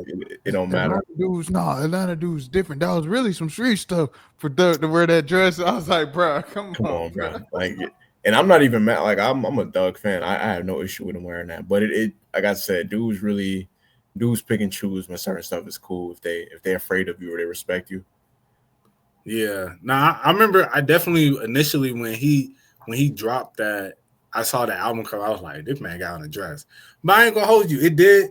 It did change my perspective when I found out he had the stick under there. I was like, okay. Yeah, I was like, all right, I was like, I guess, I ain't finna say nothing about the dress. You feel me? If I see a dude walking around in a dress, in Atlanta, and you got an AK under there, you got it, big dog. You feel me? I knew Thug was like a real street dude that people respected. This is back in like 2012, 13, 14, around that time. Like his old Instagram pictures when he used to be calling dudes his lover, or he'd be like, he used to be calling dudes like bae, stuff like that. And you never heard none of them call him gay or like question him or anything like that. That let me know everything I need to know. Like, nah, Thug is real respected in the streets. Because if a normal dude tried to get away with that, they would have been calling him all types of slurs. Right. Nah, that's a fact. Yeah, I think it's so crazy. He's so far removed now from all that. Yeah. It feels like forever ago. Yeah, you just don't. But I definitely remember you saw him pull it up during the case with some of them guys he was on trial with. He was like, yeah, here with my lover. Like we locked in, this, that, and the other. It's like, okay, He was calling dudes sexy and everything. Yeah, that was an era of hip hop when there was people that thought he was gay. But like I said, like when you respect it after a certain point, it's like you can get away with whatever, bro. Facts. Yeah, man. Yeah. What? Sure, what did Tank say? Let me try it again. And then he says, you know what? It's not for me. Don't like the taste. You see what I'm saying? Don't like the taste. We're not talking about chicken. We talking about Right. dicking. Well, you know what? Dick in A his chicken mouth. sandwich. I don't know Dick how in you- his jaw. How you made a bar out of chicken and Because dick. she's That's an what I artist did. at heart. Yeah. It's natural. It comes natural. But it doesn't mean he's gay. It means he sucked dick twice. Okay. So Okay. Okay. Okay. I feel like is if you received it twice, I feel like you might be able to get that off. No, bro. What? If you receive No, bro. if you received it, I feel like it's more of a you got more of a case than if you. I just feel like if you once you've given it, it's no coming back. Like you There's made it no clear to see returning that. when there's a dude doing it to you, bro. That's crazy. You think that's crazier? Yes. No, bro. I think they both crazy. They're equally crazy. It's really crazy. Bro, you looking down, it's a dude down there, bro. You don't need to be nowhere near that area. Just close your eyes. Nah. Just The line look of the you other out, way. bro. Like He said, that man Tank said, I just wanted to see the taste. Yeah, no, that's nuts. That's insane. yeah. It's I like- told y'all he said it. Go ahead. yeah, Paul. I actually do remember him saying this now. Yeah, nah, it's yeah, I don't know, man. That for me, in my opinion, you know, if you even contemplated it, you know, that's that's between you and God, I guess, man.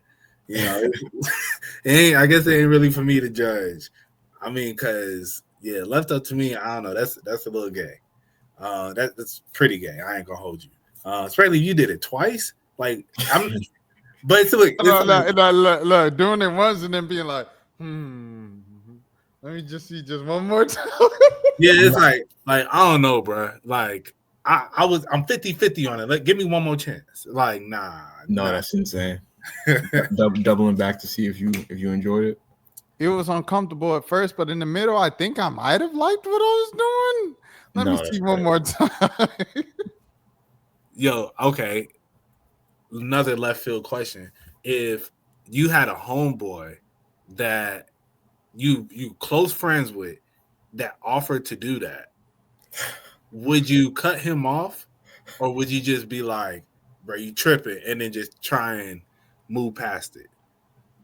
No, I'm not homophobic, but like we can't just go back to being friends after you offered to, you know, to tickle my pickle. Like, no, it's just that's it. That's nah, bro. That's a crazy scenario. Like that question right there just threw me all the way off, because that's how would that conversation even come up of like, hey, bro, like, you know what I'm saying? Like, I'm trying to, you know, demonstrate my skills to you. Like, I don't know how that conversation would even go. Hey, man, how you feeling right now? Man, I want me a girl. Oh, for real? Yeah, man. Oh, you need that guap 3000, huh? Man, you know it. Well, let me just do it for you. What? Man, no, bro. What? Is you cool? Is you cool? Right. Yes, I could see, you know, and I guess like you say how it could come up, like, yeah, if y'all both drunk, like, man, I wish I had a girl over here, man. I need some head right now. You know, and then he like, you know, your homeboy try to throw it out there on a joke, like, I mean, you know, I could do it for you. You know. Next thing you know, it like, you know, just to test the water type shit. But yeah, that's crazy. You know, it's like, I'll be honest. So I got gay homeboys that before we were like actually cool, they threw something out there to try me. And, you know, but it's Atlanta. It's a lot of, you know, gay dudes, they be like, and I know a dude, okay, you know, especially working in the service industry, it's a lot of gay people. Like a lot of the other guys that are in the service industry are usually, it's a lot of women and it's a lot of gay dudes, you know? So it's not as many straight male in that industry as some other ones, you know? And so, but for me, I just be like, bruh, I'm comfortable with my sexuality. I know, like, you throwing out a shot out there, especially with me knowing you gay, then it's just like, all right, no, bruh, you know? And then they just they respect that boundary, then it's like bet, you know. Because I think that's another thing where because I treat everybody with respect, I treat everybody no matter who you are. Because you know, a lot of straight dudes they get tense around gay guys, you know. Whereas like you don't really want to have like a friendship because you don't want to be perceived a certain way or this, that, and the other. For me, I don't care because you know it's interesting where it's like I've had times where gay dudes they would try me because I am friendly with everybody, and they think like, oh, because you are nice, like, you know, shoot, like maybe you going, you know, and then I'll just be like, bro, no, you know, like I am completely straight. But the thing is, like, I will only have a problem if the women felt that way, but women never think I'm gay, you know, because and it's like and it's funny because a lot of the women when I tell them about like you know it was a dude at my job that asked a girl just like, yo, it's like, you know, like, what's up, Maurice? And it was like, yo, he is, no, not at all, you know? And like, they came back and told me about it. So that's why I say, like, I say, you just being friendly with them. And, but I've had them where they have made little, like, threw it out there. And I'll just be like, bro, no, like, I ain't on that type of time. Like, don't, you know, don't even come over here with that. They'll be like, okay, I respect that. And then it's just like, all right, we can still be cool. Like now, I don't need to say all that, you know. I'm gonna still treat you like a normal human being, you know. I ain't now finna just be all weird around you. Like you come over and ask me a question, I'm like, nah, bro, don't talk to me, you know. So yeah, yeah. As long as you, I mean, I feel like it's kind of inevitable at some point. Like if you, as a straight man, like especially living in Atlanta or the Metro Atlanta area, like at some point, more than likely, you're gonna have, even if they're not hitting on you, you're gonna have somebody ask you whether you're gay or not. It's just kind of inevitable. But if you comfortable in yourself, it's not that big of a deal. I'll be finding it funny though when you have like it be dudes that like they go to jail for like a year and a half, and then they be in jail like, bro, I ain't have no other options. I had to do what I had to do. Like, bro, you do not have life. Like, bro, you'll be out next fall. Like, you just wanted to do that. Like, that's not. They ain't got nothing to do with jail. This is what you was into. right.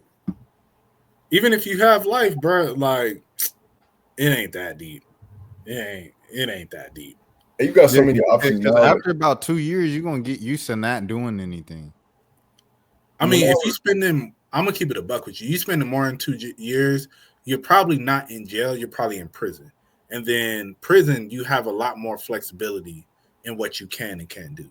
Like you can probably get a CO, you know, like you like, and that's just what's real, bro. Like, Not for real.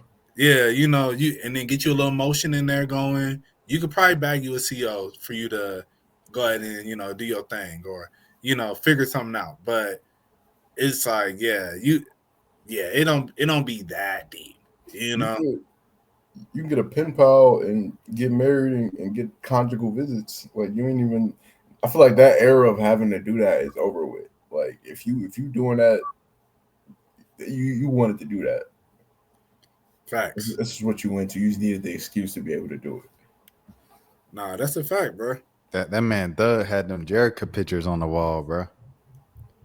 Nah, he had, but yeah, he actually did. But you know, it's like he probably had a bunch of, you know, because he, I didn't realize that Devin Haney's baby moms that he's dealing with right now, who was also the chick who was on the phone crying to Thug, was Lena Saeed. And I don't know, like I brought this up a couple episodes ago. Taz's Angels. She was a Taz Angel, and I remember her because her and her sister was on there, and yeah, it was a crazy. Like I was like, what? But you know, but the moral of the story is, Doug had all them girls on his like coming to visit him. They on the phone crying over him, you know. So I'm sure, you know, and the part of the jail that he was in Cobb County, you can get some pictures and stuff in there. You got a little bit of special privilege, you know. So they gonna make it work for you.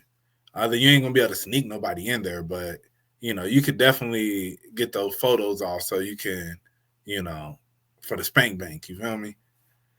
They said Mariah was like convincing him to talk to his children. Really? Yeah. Yeah. Someone was Yo, like, I need that type of stupidity in my life. Like I wish for it every 11/11. now it's like she you can tell she's really like a lover girl, bro. For And sure. Like, cause the way she took the Yachty thing too, like she was down bad about Yachty. right, and like I saw a thing of her recently talking about how like she really wants marriage, she really wants kids and all that. And I hope I think Thug realizes he has a good girl, and I think she would definitely hold him down. Like she's definitely wifey and baby mom material, all that. Well, if you wifey, you baby mom material, I guess. But like I think he sees that. But I don't know. Sometimes like I feel like she's definitely more in love with him than he is with her. But that's us looking from the outside. Which segue into her album. I don't know if you heard it yet. I I enjoyed it. She had a good 3-song run. With it's like a song Eternal Flame, and then it goes into transitions into Is It a Crime, which is with her and Kali Uchis, and then goes into Burning Blue.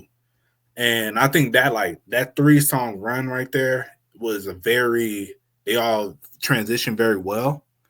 And also I feel like she was United Nations, and it was kind of like she was talking about like and like God and stuff. Like I have to go back to really like lock into the album again, because after I listened, I just remember like I really been mainly listening to that 3-song stretch, because Eternal Flame is cool, but I really just like how it transitioned into Is It a Crime. Like it transitions like perfectly into it. But the moral of the story is you could hear her talking about a lot of you know the love that she has is like as I said, very very intense, like how she really loves and cares hard, and how a lot of people on the outside, that kind of like Is It a Crime, where it's like they don't see the love that we have. They say it isn't love, and it gets to me because what I see is love, you know. So and I feel like of course she's kind of talking about her and Thug's situation at times, but yeah, it's interesting. Like, and then the last song, if you scroll down, it's called No More Entertainers. Part of me felt like I don't know who else she's dated, but it definitely felt like if her last big relationship before Yachty, It was she was with Brandon Goodwin from the Atlanta Hawks. okay, yeah, it's like pretty much like she was just like, yeah, like no more, like a lot of y'all are just sitting here acting like y'all really care, but y'all don't, and it felt like it was an ode to like past relationships, where, and especially with it being called No More Entertainers, I could feel, I don't know, listening to it, I was like, I could definitely see this kind of being more directed at Yachty. Because, I think that was a big relationship for her at the time, where she really cared for him. And then so it was kind of able to dig back into that. I just don't know about the Brandon Goodwin situation as much, if they just broke up or if he broke her heart, or, I don't really know what happened there. But yeah, but it was a solid little album, man. I said that a good transition, and it's interesting because I think she knew like, all right, these 3 songs are gonna, this is where this album is gonna kind of peak in a sense, and because then it's completely switches vibes. It's like Eternal Flame goes into Is It a Crime, and then it kind of, you could feel it kind of go into Burning Blue, where the sonically it all kind of goes together, and then once it goes into All I Want, it's like a completely different vibe. It's just like it's a clear break,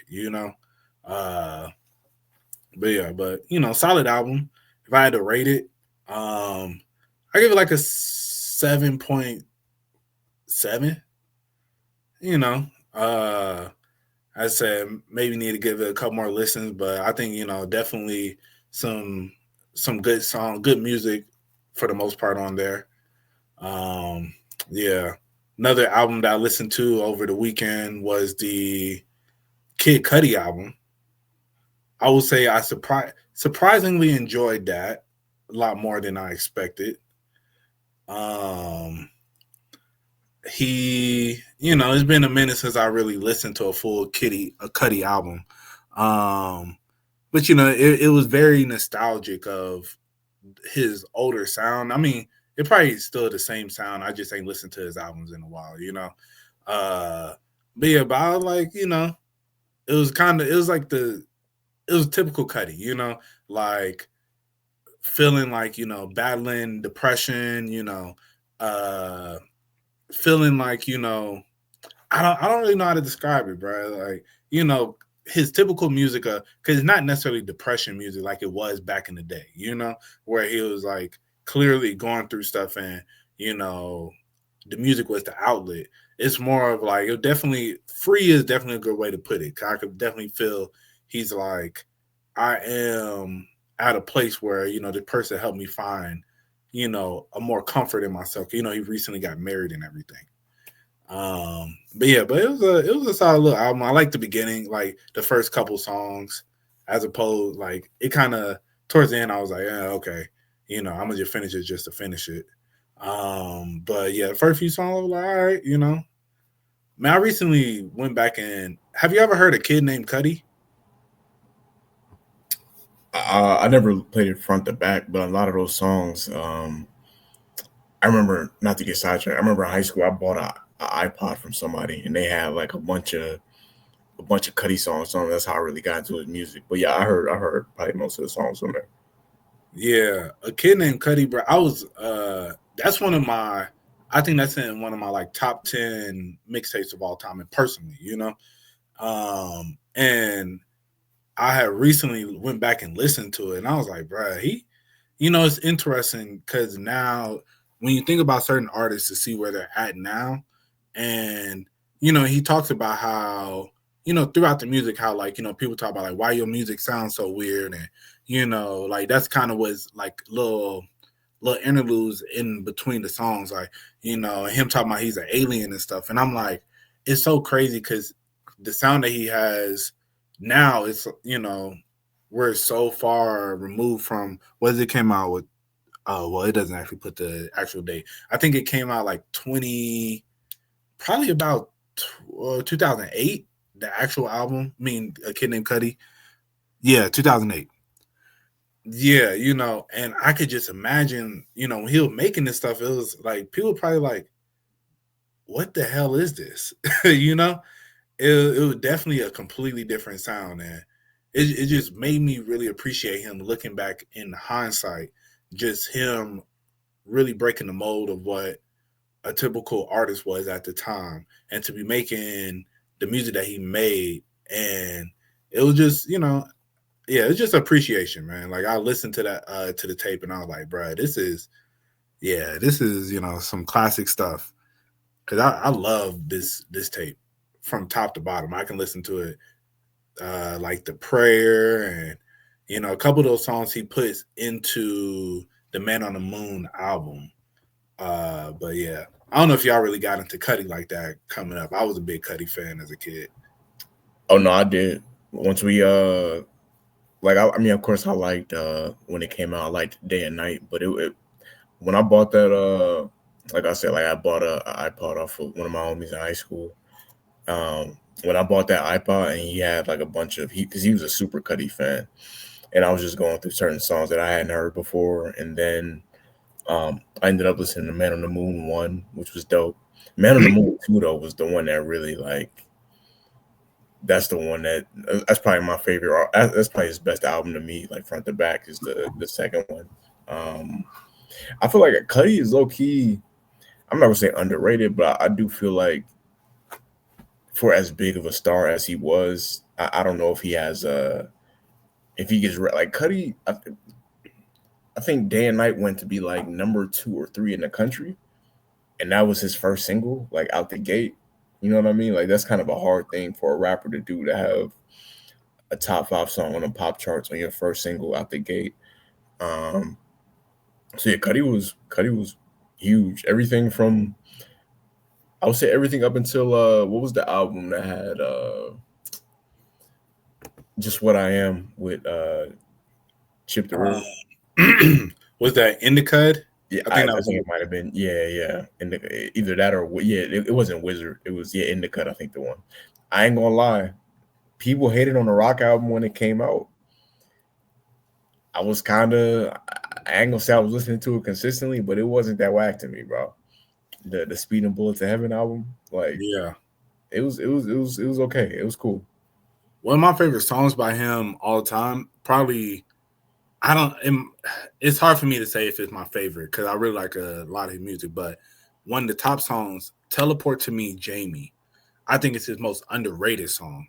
Off of the Wizard album. Wizard, yeah, I remember that. Yeah. Yeah, he snapped on that, bro. I think Rashad, I think you'll really like that song, bro. You should check it out. "Teleport to Me, Jamie." Yeah, I know Rashad ain't really say nothing when we asked if you was if you fucked with Cuddy. It's on Oh the no, I was never like a big, a crazy Cuddy guy. Like I understand, like Cuddy, he was someone like he's someone that has like just a crazy fan base that they're just like, yo, kid, Cuddy saved my life. And I remember this one kid, I interviewed him. He was a producer at ESPN. I think he probably still works there. And he was like, yeah, Cuddy's my favorite artist.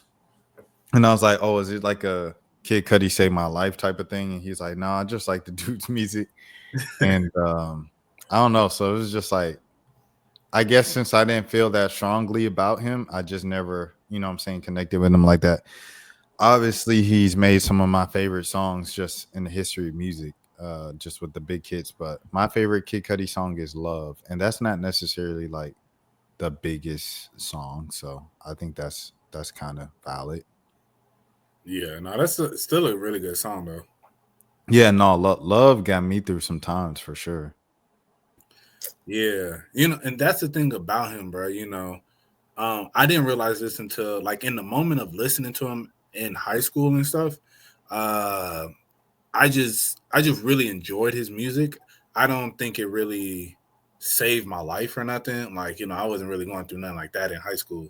But at the same time, I look back on it and then really listening to the music and I get it. As you said, with like a lot of people talk about how like Cuddy saved my life. And it's like my friend who put me onto Cuddy initially, I could see he kind of like had some stuff that happened like in like I want to say seventh or eighth grade. And I know he was kind of going through some stuff all throughout high school, just mentally, because like his dad passed pretty much, and it's like looking back on it, I'm like, I get why this was his favorite artist now, and I get why it really resonated with him, and as I said, I really enjoyed the music. It didn't really like I just like the music. I don't necessarily say it got me through, but I would say there have been times where I have turned on a Cuddy song where I was feeling down, just in life in general, but it wasn't like, man, my darkest times, I just went straight to Cuddy. But shout out to Cuddy, man. I feel like he's a very needed artist, and the impact that he's had, I think, isn't as appreciated in today. I think he's kind of definitely went back. I think a lot of people they just don't talk about him and don't really think of him like that unless you're from our era. Like, I have a hot take with that. what's up? I don't think Big Sean has dropped a bad album. I mean, nah, I don't think he has either. But he fell from, what I'm saying? Because it's like you said, unless you came from our era. And I'm like, well, shoot, I think that's true for a lot of those artists like Wale and Big Sean and who else would you say is kind of in that boat of like they were in that era and they were big stars like right next to Drake and J. Cole and Kendrick and they just kind of fell to the wayside as time went on. Big Crit, Big Crit, Chip the Ripper. No, I'm joking. He wasn't Big up there. Crit, He had some hard, bro. numbers. Chip the Ripper has some. He has some iconic verses. His verse on "The End" by Kid Cudi with GLC. Yeah, 10 out of 10 song. nice. No, but there's definitely was like people try to rewrite history and make it seem like it was always Just Drake, those three. Kendrick Cole, bro. No, it was not, bro. Like that like 2009. No, don't get me wrong. I would say Drake was number one always, just from the strength of like. Okay, so Far Gone came out beginning of 2009, but even before then, like I'm Going In was getting played on the radio. Like Drake was already, you could see that Drake was becoming like a major star, and So Far Gone came out beginning of 2009. Forever came out like towards the end of 2009, and just off the strength of his mixtape, he's on a song with Eminem, Ye, and Lil Wayne. Like it. Drake kind of got himself out there number one first, but then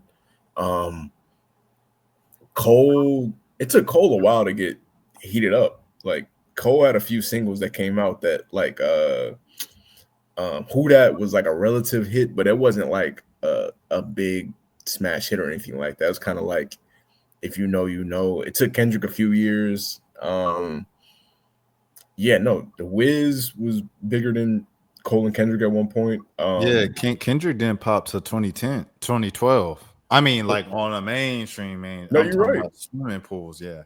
Yeah, because the song that made me really like Kendrick was The Recipe, which is the Dr. Dre song. And that was like early 2012. That's when I was like, nah, I really fuck with Kendrick. And then from there, he got bigger and bigger.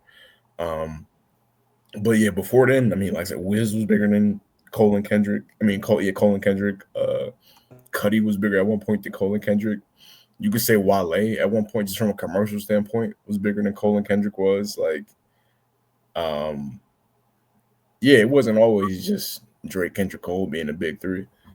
No, I'll say 2009 when Wale dropped Attention Deficit.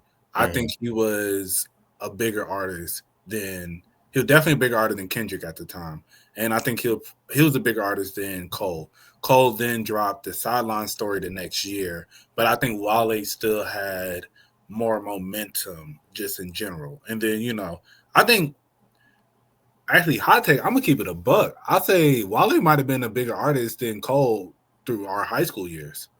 Like I think because if you think about the mixtape About Nothing, More About Nothing, the Forlorn, Ambition, like 11, the 11 Theory, all that stuff was MMG as a group.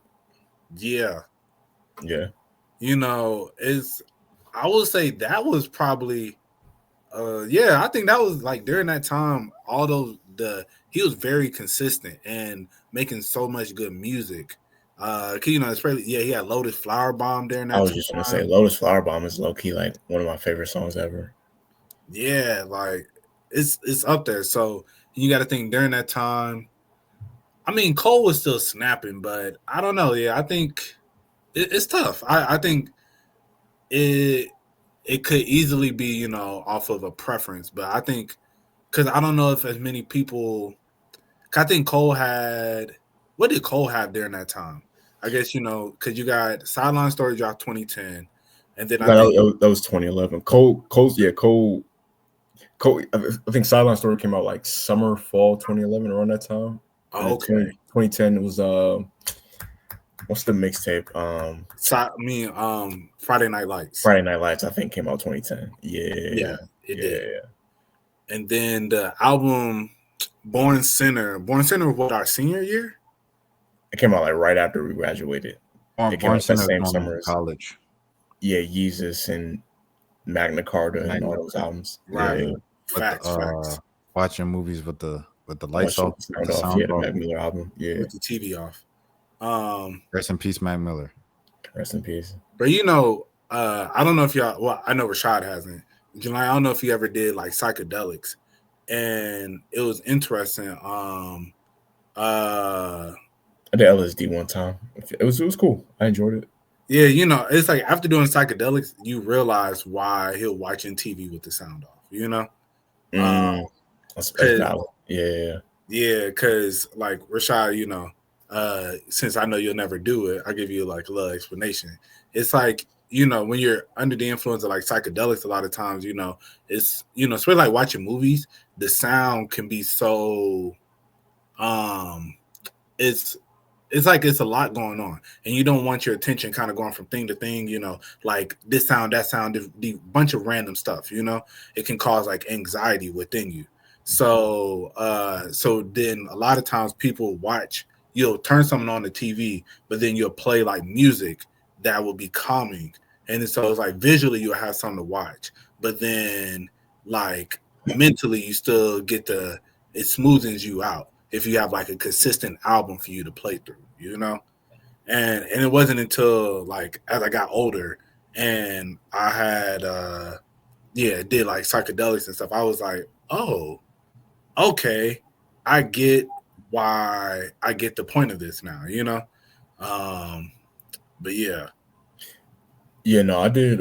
It was not to get sidetracked, but like the best way I can describe it, it was like you're not high the same way you would be like if you smoking weed or something like that. It's kind of like it's a different type of experience. But you definitely right. Like you could just, because I did at one point just zone out and it was just kind of in my own head after a certain point and not really too concerned with my surroundings. You know what I mean? But yeah, no, I think Cole. I think the thing that separated Cole was that he has such a core fan base that like his singles leading up to his first album come out wasn't doing great numbers. Like they wasn't charting super high or anything like that. But when his album actually came out, he did like 250 first week. He went number one. So I think that's what really made, because he talked about, I know he did the podcast. You had to pay for it, but he did the podcast with his partner Eve, where he was just talking about like his whole career and all that. And he was saying until his album came out and they actually did the numbers, they were still doubting him. Like they wasn't really believing in him like that. But it makes sense though, because none of those songs, like Nobody's Perfect was like a hit relatively, but it wasn't like a huge hit. Can't Get Enough with Trey Songz was like, it was a hit, but it wasn't a hit. Like he had like moderate hits before his album came out, but his album was what really pushed him to the next level when it did them sales. It was really 2014 Forest Hill Drive that took him over the top. No, Yeah. I ain't. No. He was a star before him, but This is what happened. This is what happened. I'm running back for y'all. He was, like Jelani said, a relative star 2010, 2011, early 2010s, right? Pre the Truly Yours, what was that? 3 or whatever, the one that came out before Born Sinner. That was the one that folks was like, because it was like that Piff was at an all-time high. It was album quality. It was 4 songs. That's the one that had Jeezy on it, big features. The songs was hard, everything like that. That was the one that got people thinking like, oh, Cole coming like this on the new joint? Okay. And then I'm going to drop the same day as Kanye. And then it leaked. Oh, he coming like this. That leak was mad popular. It was everywhere on the internet and stuff like that. That's the most I seen people talk about Cole, was bubbling up into Born Sinner. And the dang would you believe me, the Miguel joint, Power Trip. Yeah, that's the one that really, that was the biggest Cole hit at the time. All of that anticipation between that's when Cole became Cole, right before Born Sinner. And Born Sinner, that's why he outs or rivaled Kanye in the sales. You know what I'm saying? I mean, I think he definitely during that time, like continued to grow. And I think he went to a good point. But I think for him to be solidified in the big 3, it was 2014 Forest Hill Drive. I think he was. But you can't say that, because I feel like if that's the case, you saying Kendrick wasn't solidified until Pimp a Butterfly. That's not true. I mean, I think he was solidified because Good Kid, Mad City Nah, I think it's different because Good Kid, Mad City is up for album of the year. Rap album of the year, and was just critically acclaimed. Cole had very good albums that people enjoyed, and even Born Sinner is a good album. I think a lot of people was checking for him. But as I said, that separation, that true separation, and even with Kendrick, I don't know, like the true separation. I don't know when the moment Kendrick truly separated himself, and it might be good Kid, Mad City. Because if you think about it, he had Section 80 and all that beforehand, But bro, I think so key, damn. That's actually low key, bro. If you like, don't. Are you saying all right? Wasn't like you saying people wasn't checking for Pimp a Butterfly when it dropped? No, I remember, bro. It's just how I look at superstardom, right? When everybody's anticipating, like with Tyler, okay, he did Flower Boy leaked. Once again, it was a leak that kicked off Tyler's big surge. It was just like how it was a leak with Cole. Okay, joint, Flower Boy came out. People was like, oh dang. There's a lot of people giving Tyler a chance that didn't give him a chance before, including myself and things of that sort, right? That man came out with Igor. Everybody was anticipating Igor just because of how much they like Flower Boy. That's where I anticipate. That's where I look at, like, you become a star when people anticipating your joint on the first night. And I'm saying the masses and not just the internet niche little following that you have, but everybody is like, oh snap, new Kendrick coming out tonight. And that was the case with Pimp a Butterfly, right?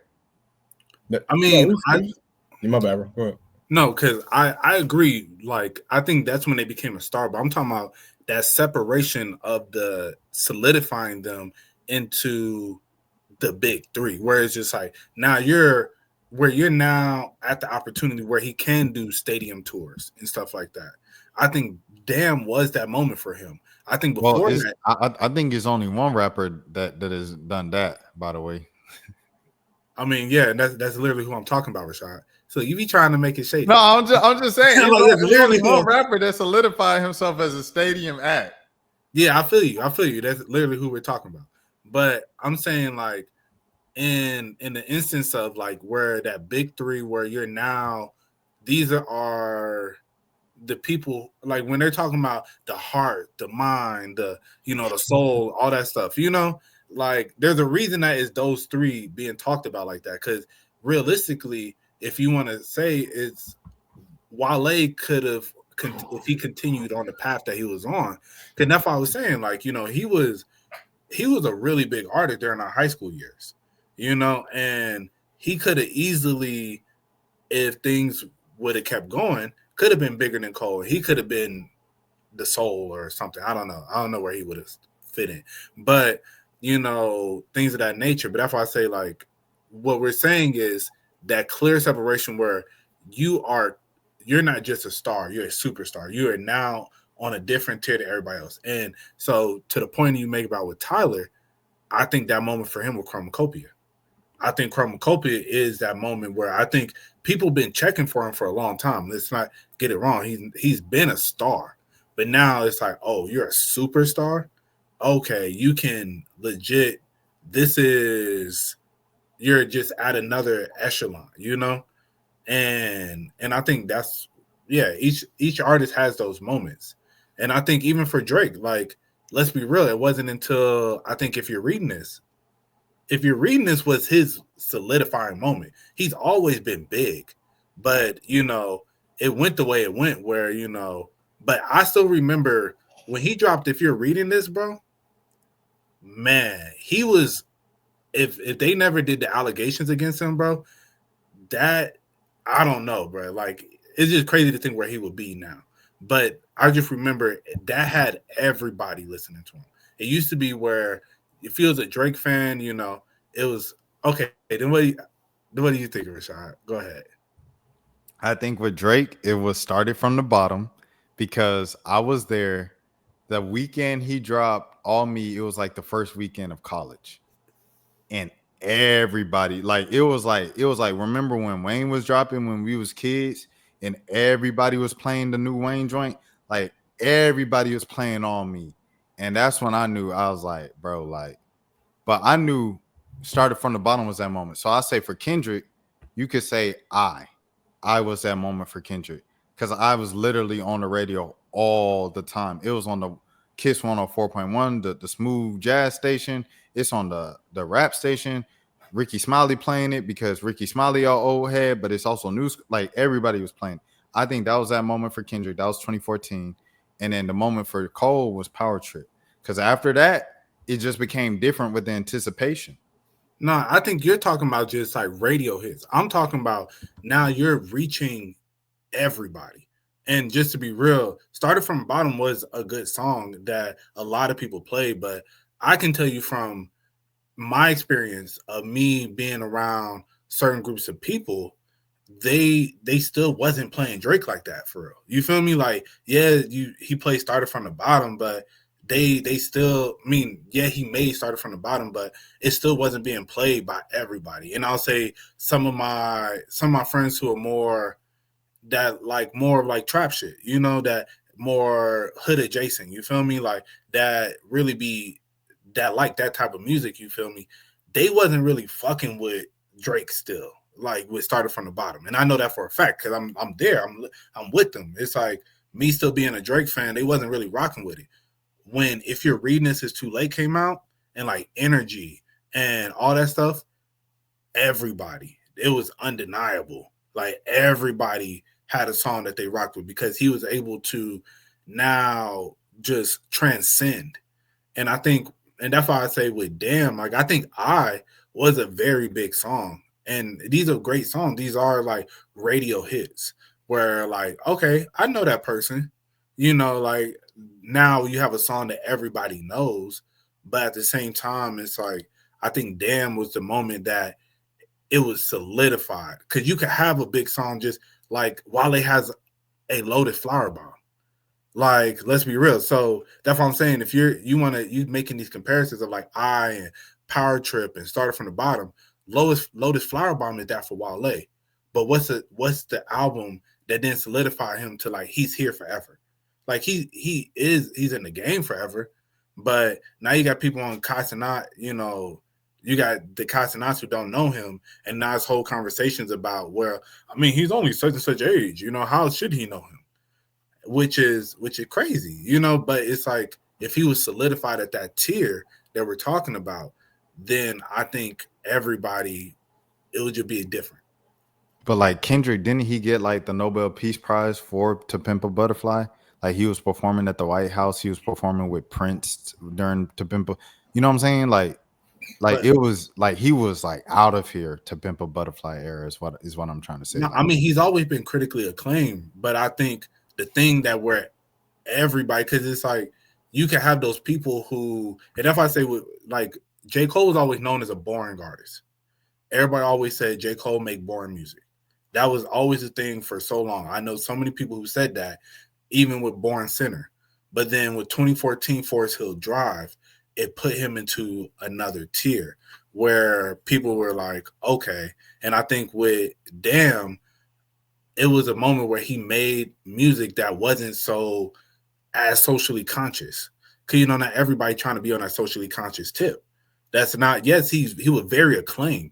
And that's why you can't get it twisted, you know? Like Killer Mike is a Grammy winner. He just won Rap Album of the Year. How many people are checking for Killer Mike on a day-to-day basis?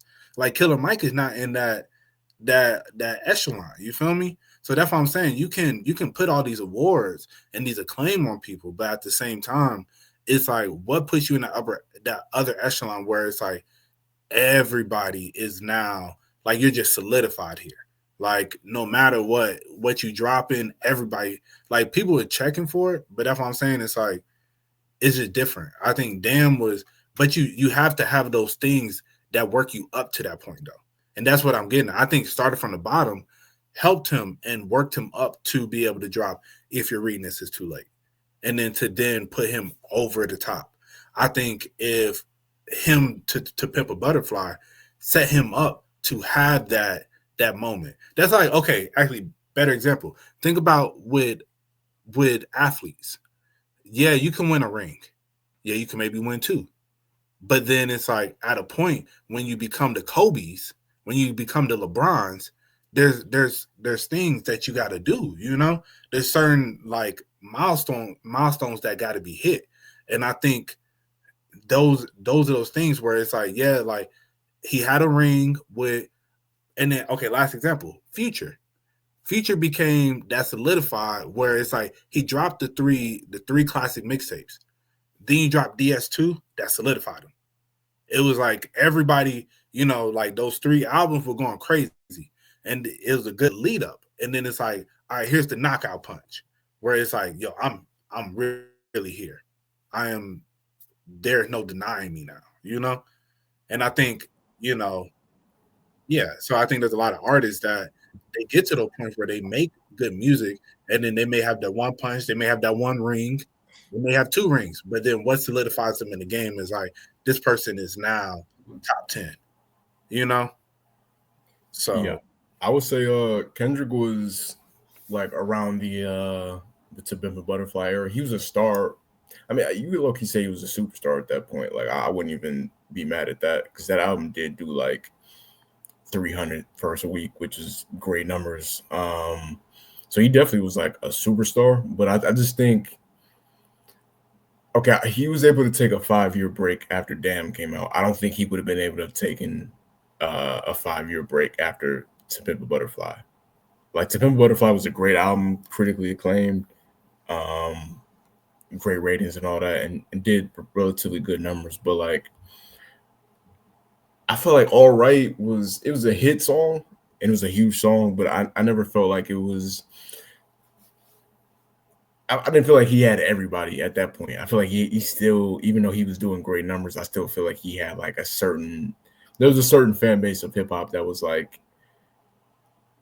there was a lot of doubt on him being able to make like even it's a stupid conversation, but him being able to make like a club song or like something that like non-lyrical rap fans. And that's why I think for the next album, why he came with because the moment I feel like he really solidified himself was when Humble came out.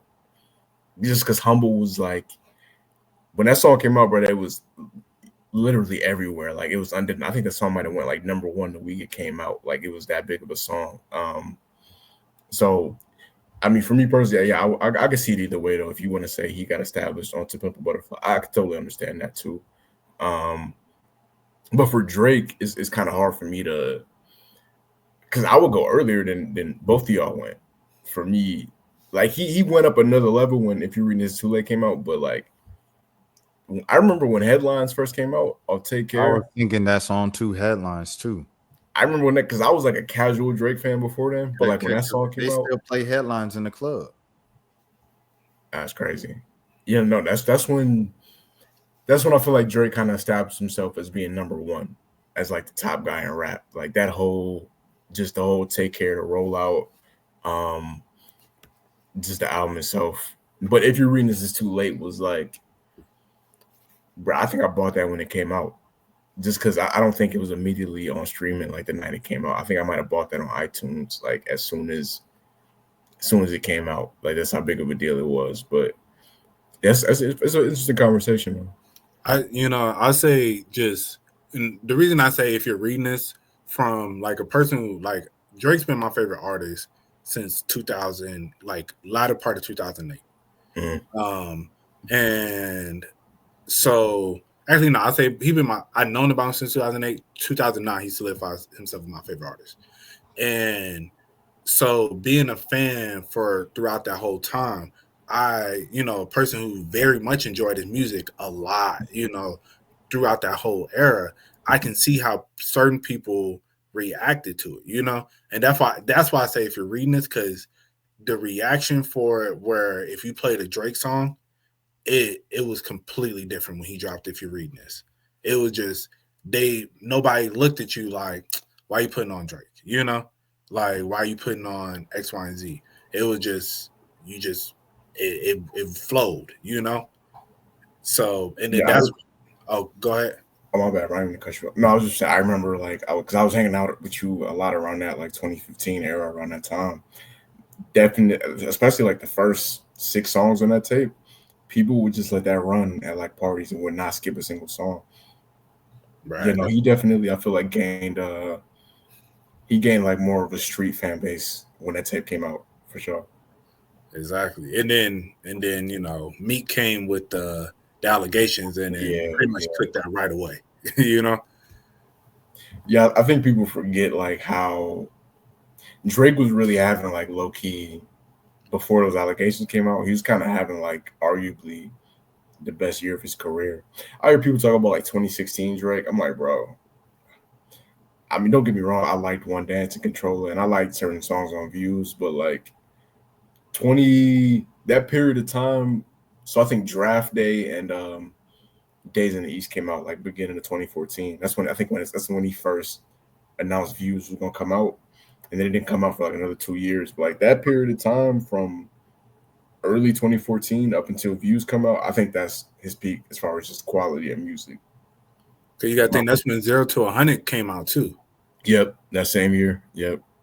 Um, yeah, because in between that time, he had If You Read This Too Late, he had 0 to 100, like I said, Draft Day, Days in the East, and then he had The But It's Fetty Time to Wap Be Alive. song. Say it again. The Fetty Wap song. Fetty Wap song. He did the remake of Sweeter Man, which people, it's people to this day that still think that's a real Drake, like an original Drake song, which is crazy. Facts. But yeah, no, he went on a crazy 2-year run before Views came out. I think this was the craziest Drake ever was. Like he was on top of the world here. Cause like Mo said, this was before the ghostwriting. This was before the young girls. Not like this was before all that. Like, he still might have his fans now where they'll still go this crazy over him at a concert, but everybody was rocking with Drake at this point. Like No, even people who didn't like Drake at this point. Exactly.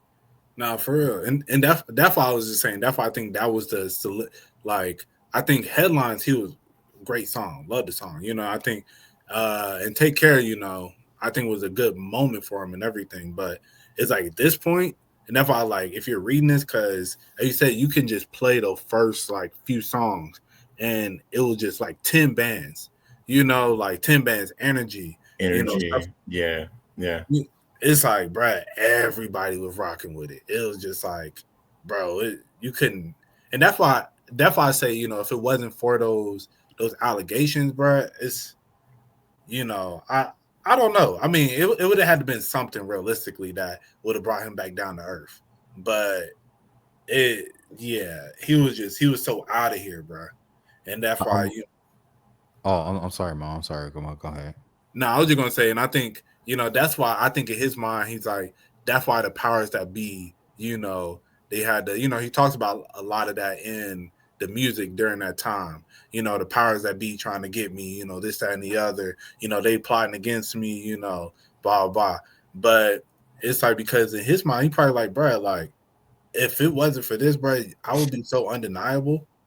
Like if it wasn't for the ghostwriting, bro, like they would call Drake the greatest rapper of all time. It would be no question about it, And that's just being 100. It's like now, and not saying that Kendrick is still great, and ain't no telling like maybe years they still would have had the beef, and it would have ain't no telling how that could have went, But I think his credibility will be at such a different point where he would just be undeniably like he'll be looked at over Jay for sure. He'll be looked at over everybody. There'll be nobody in the echelon that he's in.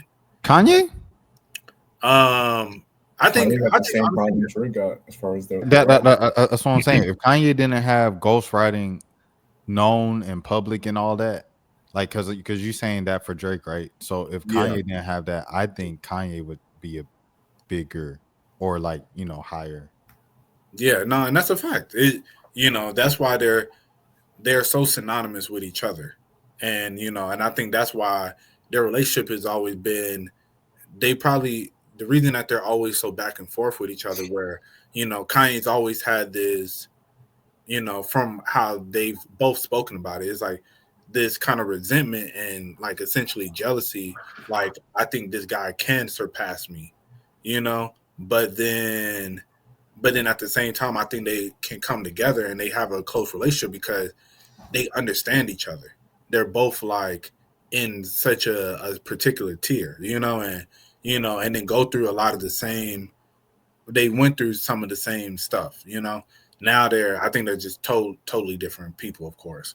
But I think at the time where it's like we're both dealing with ghostwriters, and we both just want to make the best music possible, and yeah, so I think that's why their relationship always been the way it is because it's like they very much relate with each other, and Drake talks about how he's a big influence on him.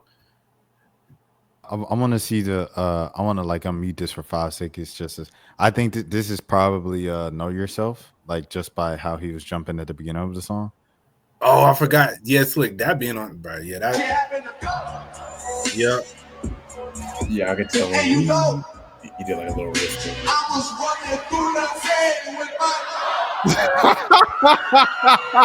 Yeah, no, this was a moment. I remember I was there.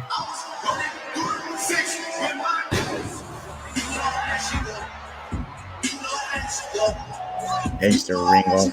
Yeah, I ain't gonna lie. They had to get this Jew out of here, bro. He was too powerful. He was too powerful. Well, it looked like Joe Budden said when he went on that little freestyle and said that's why every song sound like Drake featuring Drake. He was too powerful at that point. Yeah. It was like someone has to stop him. At that point it was too crazy. It was too crazy, bro. Yeah, because that's why I'm like, bro,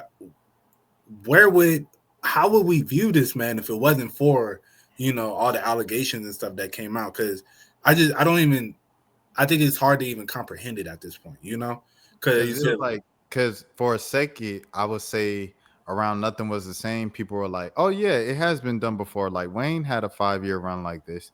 And then, but it kept going. 2014, then 2015, then 2016, then 2017. It was like, yeah, Wayne didn't go this far, bro. Like at that peak. Yeah. Nah, facts, bro. As a Drake fan though, I'm a lot lower on views than a lot of people. Like views is like a 6 out of 10 for me, if I'm being real. What? I just remember it like because I got leading up until views coming out. I feel like he was making the best music of his career. Views is cool. Like it's not whack. It's just like I didn't feel like that was his best. I just feel like he was so popular at that point in time that he could have put out anything and it would have did numbers around that time. But he still had hits, obviously. He had like Controller, One Dance. There's songs on there I like Grammys with Future. Like there's some great songs on there. It's just my favorite Drake song is on that project.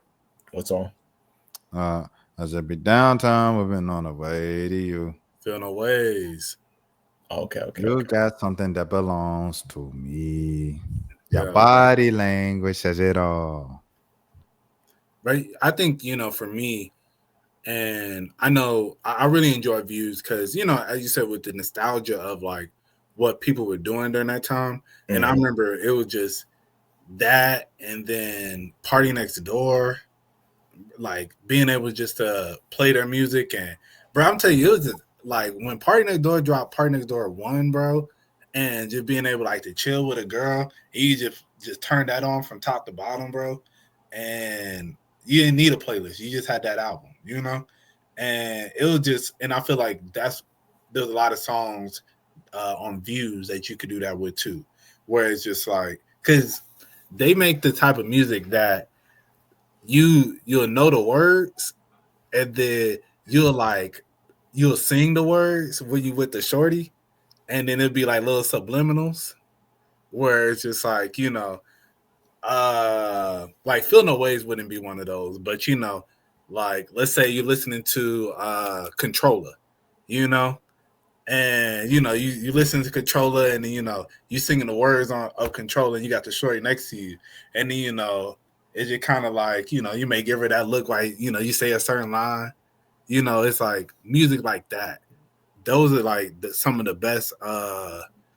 That was just some of the best time during the time when like Party makes a lot of music like that, where it's not that R&B where it's like with Chris Brown and stuff, or like those true R&B artists, they'll make those songs where it's just like you singing it, it's like you really in like a deep R&B bag, but it's like I ain't really too deep in the bag. We really just chilling, but I'm just saying, like, I'm trying to I don't know, it's just certain I can't even think of the lines of like some of the songs right now, but yeah, Dover during that time they made the perfect music for stuff like that, for you just to be chilling, and then you just kind of like the words, she know the words, and he may say that one little line, give her that look, she kind of get the vibe.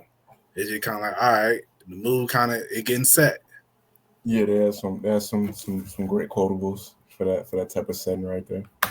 But I remember the first time I heard Party Next Door, bro, and he got that song, it's like FWU. And I remember, cause now like music is so provocative these days for real, and I think Party really kind of set the tone for that toxic, provocative music, where like just really just saying whatever you want, and then it was like, girl, I'm trying to fuck with you, and then it was just like, and I remember listening, I was like, he didn't really just say what up, like, or like y'all ever heard "Ballin'" by Party Next Door? Nah. It's like he got a line. It's like a part in like the hook. He like we're 3 hours in, but it's like he talk about like like pretty much coming on the girl, and yeah, and it's like, but he sings it, and it's just like it's just slid in there, and you just like it's like part of the hook, and you like, oh, it's kind of like Crank That Soldier Boy. I don't know the correlation, but yeah. Fill me in on that one. Crank That Soldier Boy is about, finishing on a woman. Really? I've never heard that before. I've never heard that. It's about finishing on a I woman. know, and the Superman is throwing the towel over the woman. Did he confirm this, or is this a personal thing? David is the one who told me this, so I guess take that with a grain of salt. All right, I'm not. No. And Superman that. So, and if you think of the dance, it kind of makes sense. Like with the dance, like when they did the little, thing with the legs where you do like this, or you do that with the legs. It kind of makes sense. Yeah, I don't know if that one confirmed, my boy, but No, I know Rain by SWV. I know that's that's Golden Showers, yeah. Or I don't know, Golden Shower, but a definitely a type of shower. Yeah. The song I was talking about in Ballin', he was just like he was like, I'm balling. And then he's like, I just finished on you. And I remember the first time I heard that, I was like, wait, what? Did he just say that? Like, hold on. Like I had to run it back. I was like, oh, he really just said that. Like, oh, okay. Yeah, he's shooting a different type of shot. Yeah.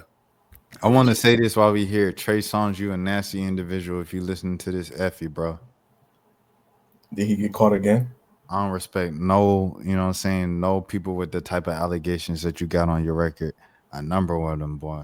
There's a reason why I sat down, and you said you better throw some respect on my name. I still sat down, 10 toes, looked you in the eye, boy. You know what it was. You know what it is. You had smoke with Trey Songz over here. You had smoke with Trey Songz? Oh yeah, for sure. In real life? Nah, Trey Songz don't know me, but he looked at me sitting down at the concert. I'm the only one sitting down. And he said, "Man, y'all better stop playing with me." And he kept performing, and I kept sitting down. Trey Songz used to be that dude at one point, but that's he's in that R. Kelly lineage as far as having the Freaky Man allegations. What song y'all think this is? Jumpman? I don't think Jumpman wasn't out yet. All right, let me see. Wait, you got any guesses, Maurice?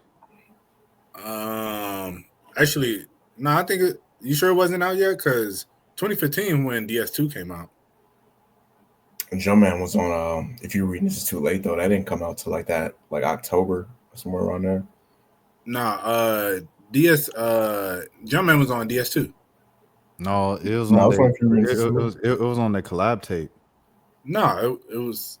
Oh no, that was on. You think about was that when I was yeah. Yeah, okay, they'll probably perform in where you at. Probably, Let me yeah, that see. makes sense. Thomas. Thomas was come at that in. time though. That was like one of the biggest songs. Oh yeah, for Yeah, sure. Hey, that makes sense. when he was hitting them folks. Yeah, this was Future's peak right here. Facts. Summer 2015. Drake is hilarious, bro. He's a hilarious guy. His emotes are hilarious, dude. All right, but that was it. I just saw them jumping up around, and I was like, I wonder what song they're doing. I can't tell. The other songs I could tell, like you could tell when Drake did Energy because he did like this with the microphone, Right. and you could tell when he pointed out like which parts they were and stuff. So Yeah. Man, what a time. That was just 10 years ago. That's crazy. What a time. This was the one you went to, right, Jelani? I was there. I was in the crowd. Yeah. Kanye came out for this and did them bum songs from 2014, dog. Kanye came out. Yo, it was because that's just not his crowd, bro. It was only like a lot of people left when Kanye came out. I enjoyed every second, but a lot of people did because this was like Yeezus era, so like not too far away from there. So Tear me down, tear me down. Oh yeah, I know people left for that. bro, you gotta think this is his birthday bash, bro. This is like the hood niggas of Atlanta was outside. Yeah, I was about to say the club. Yeah. It's a club crowd. They went crazy for Drake and Future, but there was only a few of us in there and we was going hard for don't get me wrong, but like it wasn't as many people. But he should have did the hits, but he was in this point where he doing everything experimental. Oh no, he still did. He did like Can't Tell Me Nothing, like certain songs. He did some of his hits. How long was his set? He had a full set. He didn't have. It wasn't like a surprise. He did an hour. No, it wasn't like an hour, but it was at least like 30 minutes because 20. It was at least 20-25 because he was advertised. It wasn't like he was a surprise guest. Oh, okay, yeah. Drake was. He did this. He did that at birthday. Yeah, I don't even remember. I probably erased this part from my memory because I remember him doing like Can't Tell Me Nothing. He did some of the hits. He did a few songs from like Yeezus too around that time. But I feel like that's when people started to leave. Don't let them know you. Yeah, I don't even Try to. Yeah. Nah, yeah. Definitely, I found it. The good stuff.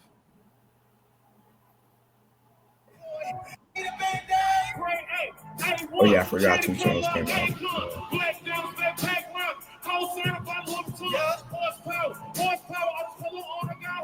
Man, what a time, boy. That was I ain't gonna lie, I felt like we were spoiled, bro. Like, cause it was like, cause you ain't just had to go to the underground to get the good stuff. Like the mega collabs and everything was on the mainstream. But now everybody hate each other. I mean, everybody hates each other out loud. They've always hated each other. They just hated each other and was quiet about it just to work together. But now, like, all bets are off. Yeah, it's definitely rap is not as friendly as it used to be. So, on the mainstream. Yeah, on the mainstream level. Yeah. A lot of rappers that used to be cool be beefing out.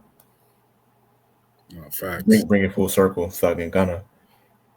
That's the podcast right there. Let me say, shout out to Kelly Moonstone. She dropped a great album. Shout out to Earl Sweatshirt. I'm still understanding it. Like it's taking me some time to get it, but I'm getting there. I don't know. How do you guys feel about that? Like if it takes time for you to get there with an album, does that mean it was really good, or are you trying to convince yourself that it's good? Sometimes you be trying to convince yourself, but I feel like sometimes the music is interesting. It just, if it makes you come back to it, I feel like that it did its job as far as captivating you. But if it's an artist that you like, I've definitely find myself trying to convince myself that I like certain albums, and I didn't really. But if it's a year from now and you still going back to it, then yeah, you like the album. Yeah.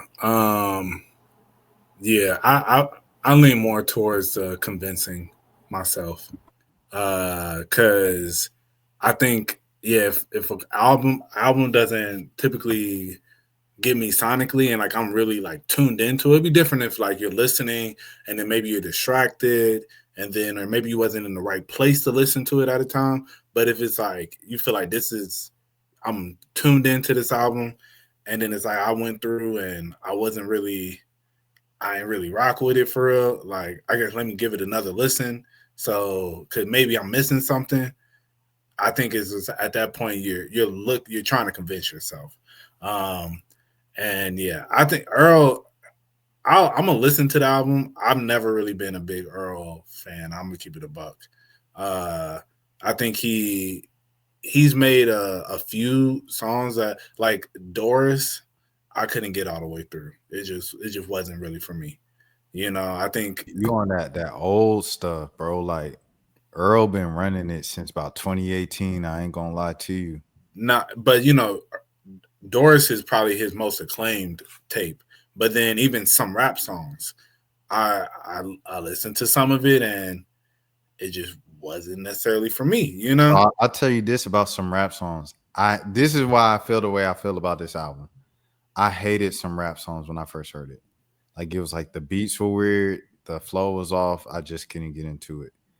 And then I don't know what clicked because that was the same year the Lit album from Playboy Cardi came out. Same thing. Couldn't get into it. He was doing the suck on my wah, like a tit, suck on like a tit. And I was like, what is he talking about? Like he ain't saying nothing.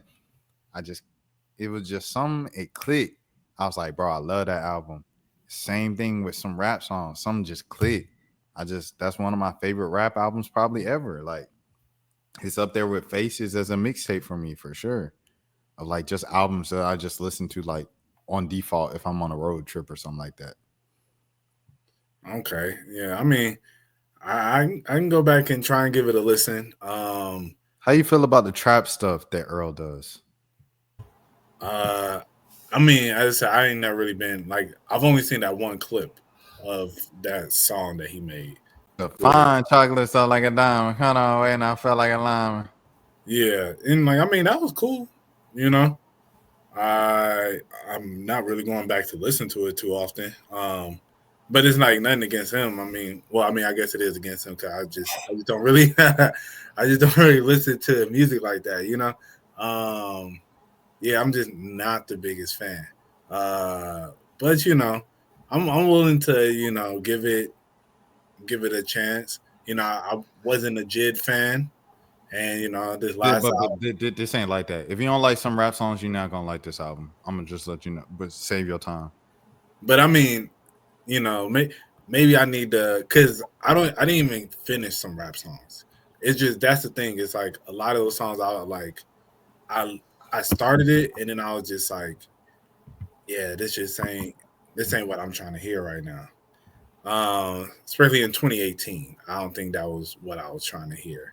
But yeah, I mean, I'm gonna go back. I'm in a like I feel like right now I'm in a spot of really digesting music a lot better than I have been for a while.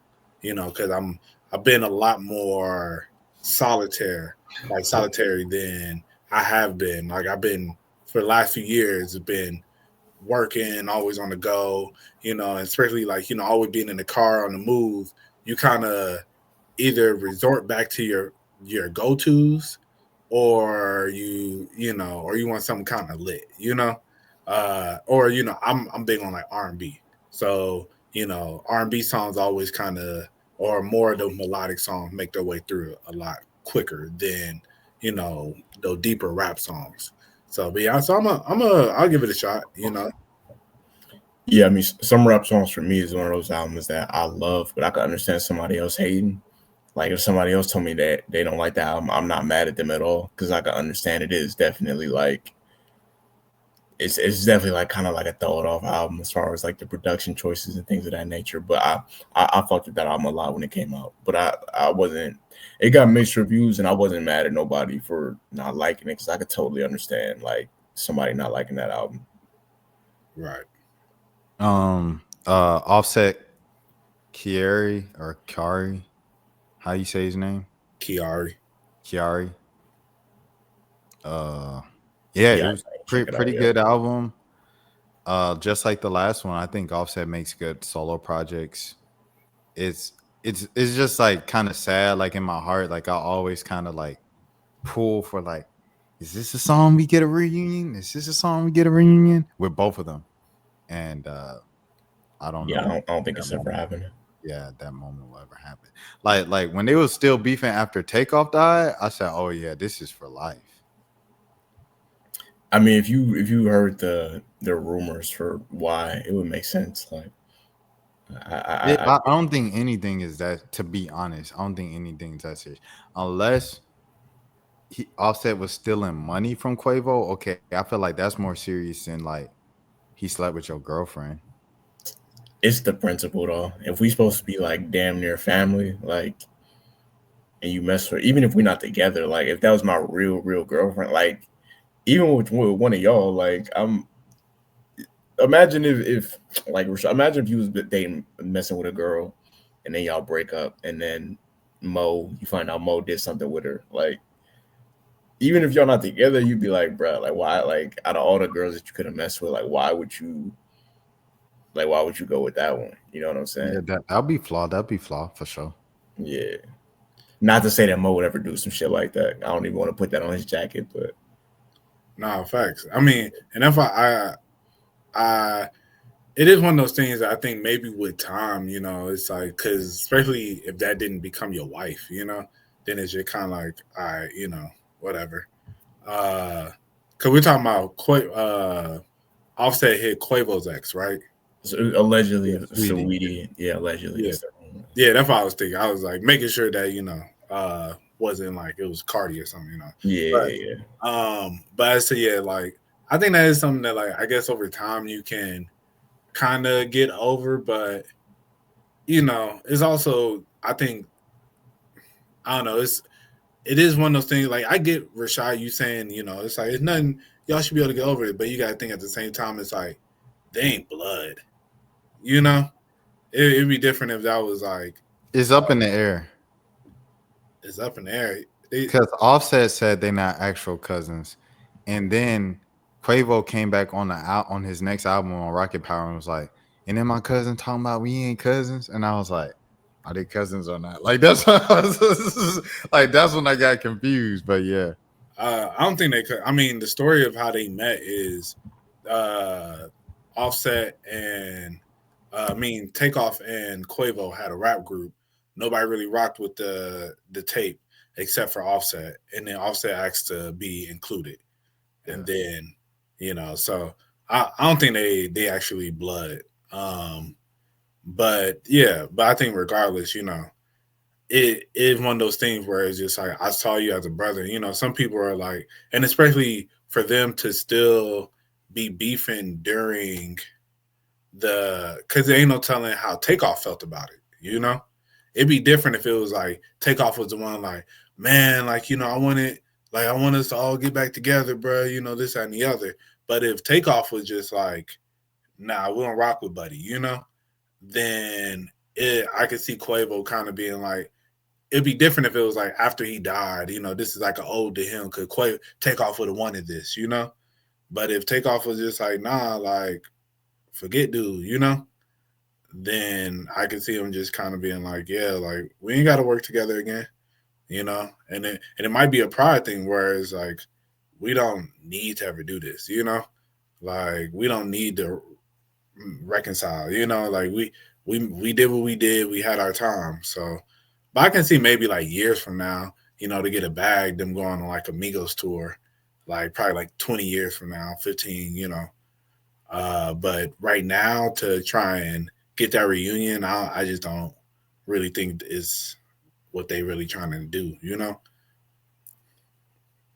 uh, next album's Sierra's album, CC. So two people release their albums like using their names and nicknames and things of that sort. I got like through the first 8 songs. It was pretty cool. I like the features. It started slowing up at the time I stopped. so I can't give a full review of it. Mo, did you happen to finish it by chance? I ain't started. Okay, all right. Well, Yeah. I'm that's not. here. Okay, next one. Like, What you about to say? I'm about to say I ain't gonna lie. Like I don't really see myself going to go listen to a 2025 Sierra album. Hey, we gotta respect our legends. Salute to our legends for sure. Shout out to Sierra. And she over there doing LA bops and stuff on the album. I'm like, I don't know. This is why Future left her. Oh no! All right. Okay. All right. Shout out Anicia. I hope Anicia gets to meet Sierra and she gets that record cleared and they can get it up on streaming services and everything will be fine and she can get her Atlantic Street cred back. Is Lotto on this album? I just thought about that. Lotto might be on this album. Hold on. I don't think Lotto's on this album, bro. You got Boss Man D-Lo on there. Yeah. Oh, yeah. There she is right here. This right here featuring Lotto. So she got some in line in there. I might check that out. I'm a Sierra fan. Shout out Sierra. You gotta respect our legends, especially the ones from the city for sure.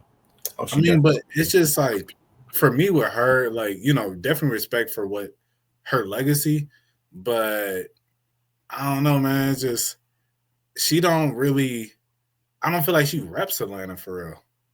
Like it don't feel like it. At least to me, I'm gonna keep it a buck. Like I don't see her. It's not like we're hearing about her throughout the city. You don't hear about her. She don't really collab. Like, hey, you got the song with Lotto, but if Lotto wasn't as big as she is, you probably wouldn't have her anyway. But she had to join with Summer Walker. Yeah, I mean, it's like big artists, but I think it's just like I don't know. It's for me. It's just I don't know. It's just weird. I don't really feel like Sierra really.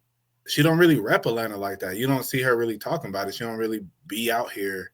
I think she used to be out here before Russell, and then after Russell was like, you have to be a wife. You know what I'm saying? Like what you gonna do? You just gonna let your man be in New York, Jersey, while you in the A? Like, you know what I'm saying? I mean, why? So that don't really make no sense, bro. Why can't she bring Russell to the A? Like, I'm not saying she got to be. You mean during like the off season? Yeah, I mean, like. Okay. I mean, I guess that's a valid point. Bro, That's they a valid rich. point.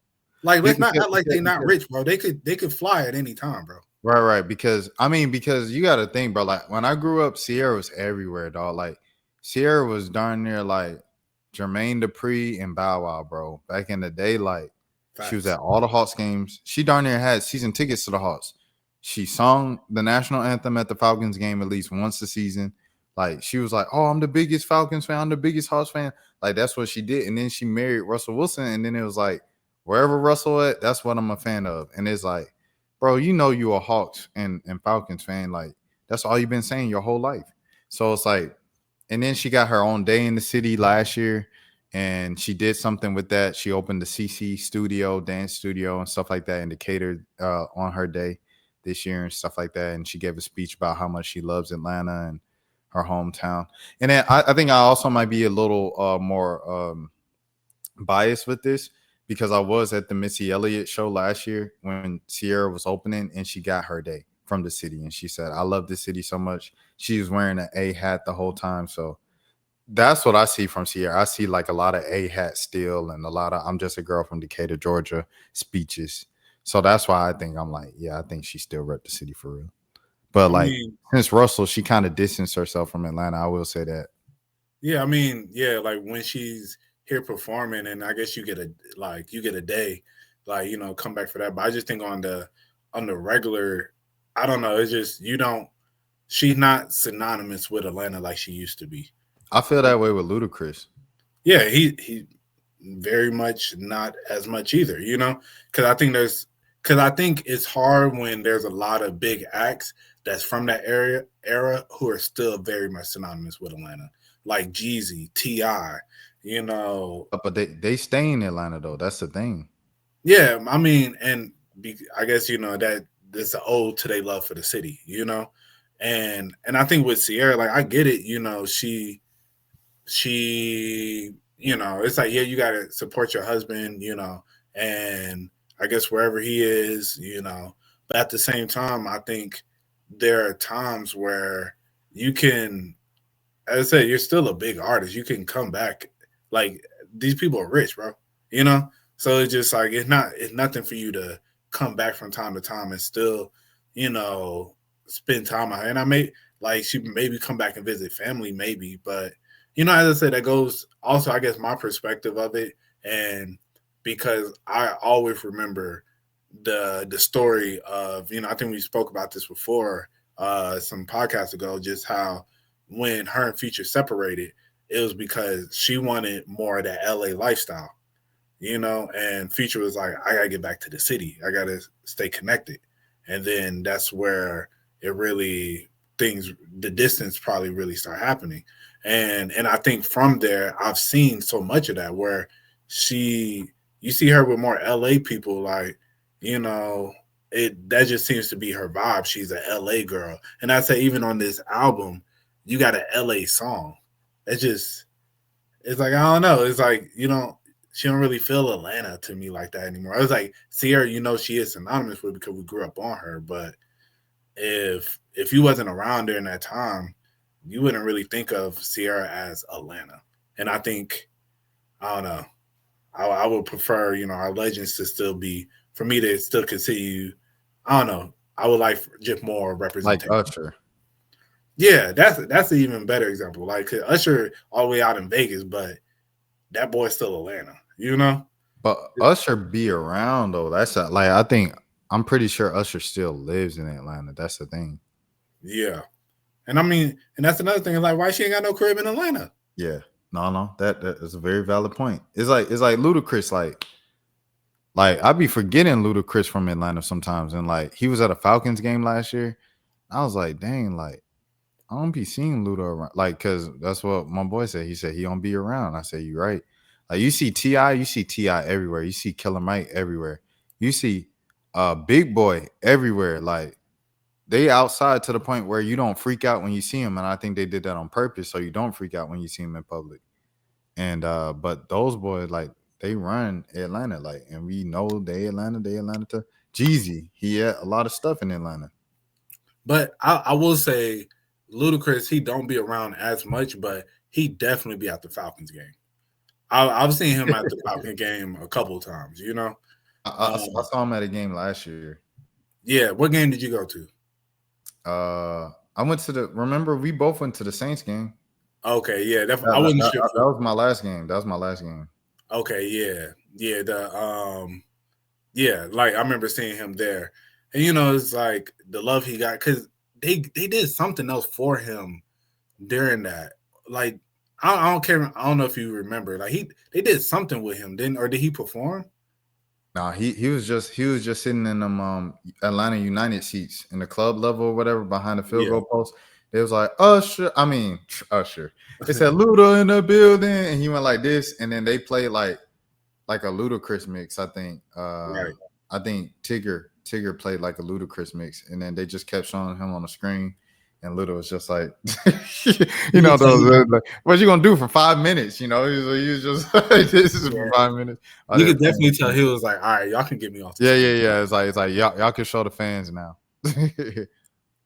But yeah, okay. So that was Sierra. Who else dropped? I listened to 404 Chew, and he apparently dropped his album like in February, but it was my first time hearing it because I was listening to another young kid. His name is it's like Mirrors or Scissors, and the name of his album was Scissor Hill. His manager sent it to me. He said, check it out.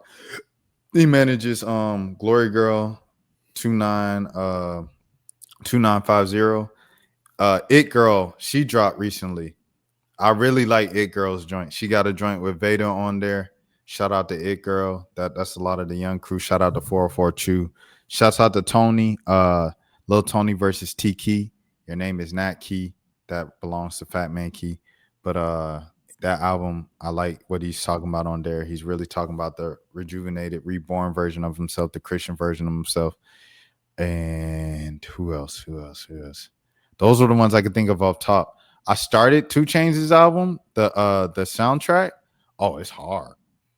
Oh, it's undeniable. I got all the way through like the Lil Yachty song. I haven't finished it because I was at work, but enjoying hard. I gotta check it out. I've been lacking for like the new music. I feel like there's so many albums that have been out these last few weeks. I gotta go back and I'll probably do that this weekend. Actually, I'm gonna just sit down and listen to a few different albums.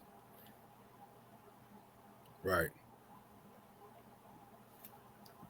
But yeah, I've been I'm still it's still albums that came out like 2 weeks ago. I gotta go back and but by the end of this weekend, I'm gonna be caught up in. Cause yeah, it's still even last week, like the Earl album came out. There's a few different albums that came out last week I wanted to listen to. I ain't really sat down and fully listened, but definitely this weekend for sure. Definitely do. No facts. Yeah, you gotta stay locked in on the music tip, man. Yeah, I mean, I think that was it's a couple albums that another one that been meaning to listen to was the Mac DeMarco. I don't know if y'all listen to him. No, I rock with Mac. Of course, a couple of the big songs, but like I feel like that's just my relationship with white artists. It's like I know that like when he do the biggest hit. Remember when Yachty brought him out at what was that, Lollapalooza or Coachella, and he did the wait again. Like I know the big song from the white dudes. I know the big song. Shouts out to Claro. I rock with Claro a lot. But anyways, go ahead, Mom. No, I was just saying, yeah. I downloaded his album. I got to listen to it. Because I'm not like I like his music. I've came across a few songs and then went ahead and added them, and then they're like in my playlist. But I haven't really listened to like a full project from him. So I'm definitely check this out. Yo, okay, last topic. You ever made a playlist for a girl? Yeah, a few different times. Yeah. Right. I feel like, that's like another level of bonding, low key. It's like when you make that playlist for a girl and then, and especially like when she rock with it and stuff. Cause I didn't realize it at first until like I made a playlist. This was years ago, but like for this one girl, and I could just tell it was like, okay, this is like really being able to share what you like and then putting somebody on the music and then them being genuinely interested in like, all right, this is the music that you like, this is the music that I like, and then y'all like coming together. It's just as I said, like a different level of like bonding when you can do that with a chick, Yeah, it's just whack when y'all stop messing with each other and then like I can't even listen to the playlist the same. So I definitely got a playlist that I made that was super fire, but every time I hear it now, it reminds me of somebody I don't really speak to like that no more. So like some of the songs kind of they don't really hit the same way they used to. Nah, I feel you on that, bro. I was gonna say real quick. I remember this one girl. She had every time I hear "Honest" by Baby Keem, she that was like a song she had on the playlist, but also she had made like she used to do like visualizers for this group that it was like this little like radio group that she was a part of or whatever. And I remember she was showing it to me and everything.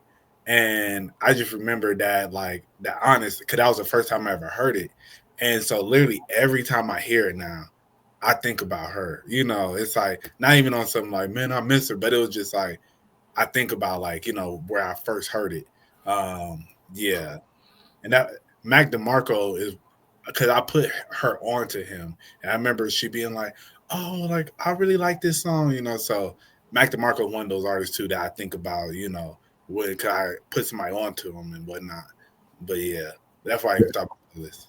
Girl says she likes Steve Lacy. Who? It's a meme. I'm sorry. It's a meme. I apologize. Oh no, Did you catch it, Jelani? no, that dude it'd be like Steve Lacy, Tame Impala. It's certain artists. I feel like when niggas want to be different. Mac DeMarco is one of those too. I mean, I actually like Mac DeMarco, and I could tell you genuinely like him. But it'd be some dudes that just be like the first artist that they hear that's not rap. Yo, I fuck with it. Exactly. Yeah. Facts. And niggas be like, yo, I fuck with Radiohead. Like, all right. Radiohead is crazy. But yeah, I mean, the closest, like some of the moments I've had with that, especially recently, was earlier this year. Mike released Showbiz, and I was like, yo, we get new Mike at midnight. Oh my gosh, we're rappers back. Da, da, da. And then she was like, who's Mike? And I was like, he's like the greatest rapper right now. Da, da, da. And then she was like, well, one day you're going to find a girl who loves Mike just as much as, and I was like, oh no. Wait, you played it for her? No, I was just like, okay, I'm gonna say that's for real. I ain't gonna say that's scared the whole music, but it's like it's adjacent. Shouts out to Mike, bro. Artist of the century, man. With the band of the century for sure. Shouts out to Mike. But yeah, that was it. That's all I had to say with that one. Oh, you ain't never made a playlist for a girl? Nah. Really? Mm-mm. I feel like that would be like your bag. I know, you would think so, right? Nah, I ain't never made no playlist for no girl. Bruh, try it, bruh. She gonna fall in love, bruh. No, I don't need that right now. I've also had a situation where I made the playlist for the girl and like put great detail into it, and then like when she pulled up, we didn't even end up listening to music like that. So I just feel like I just wasted my time. Like, we might have played like 5 songs and then just went to having like a regular conversation.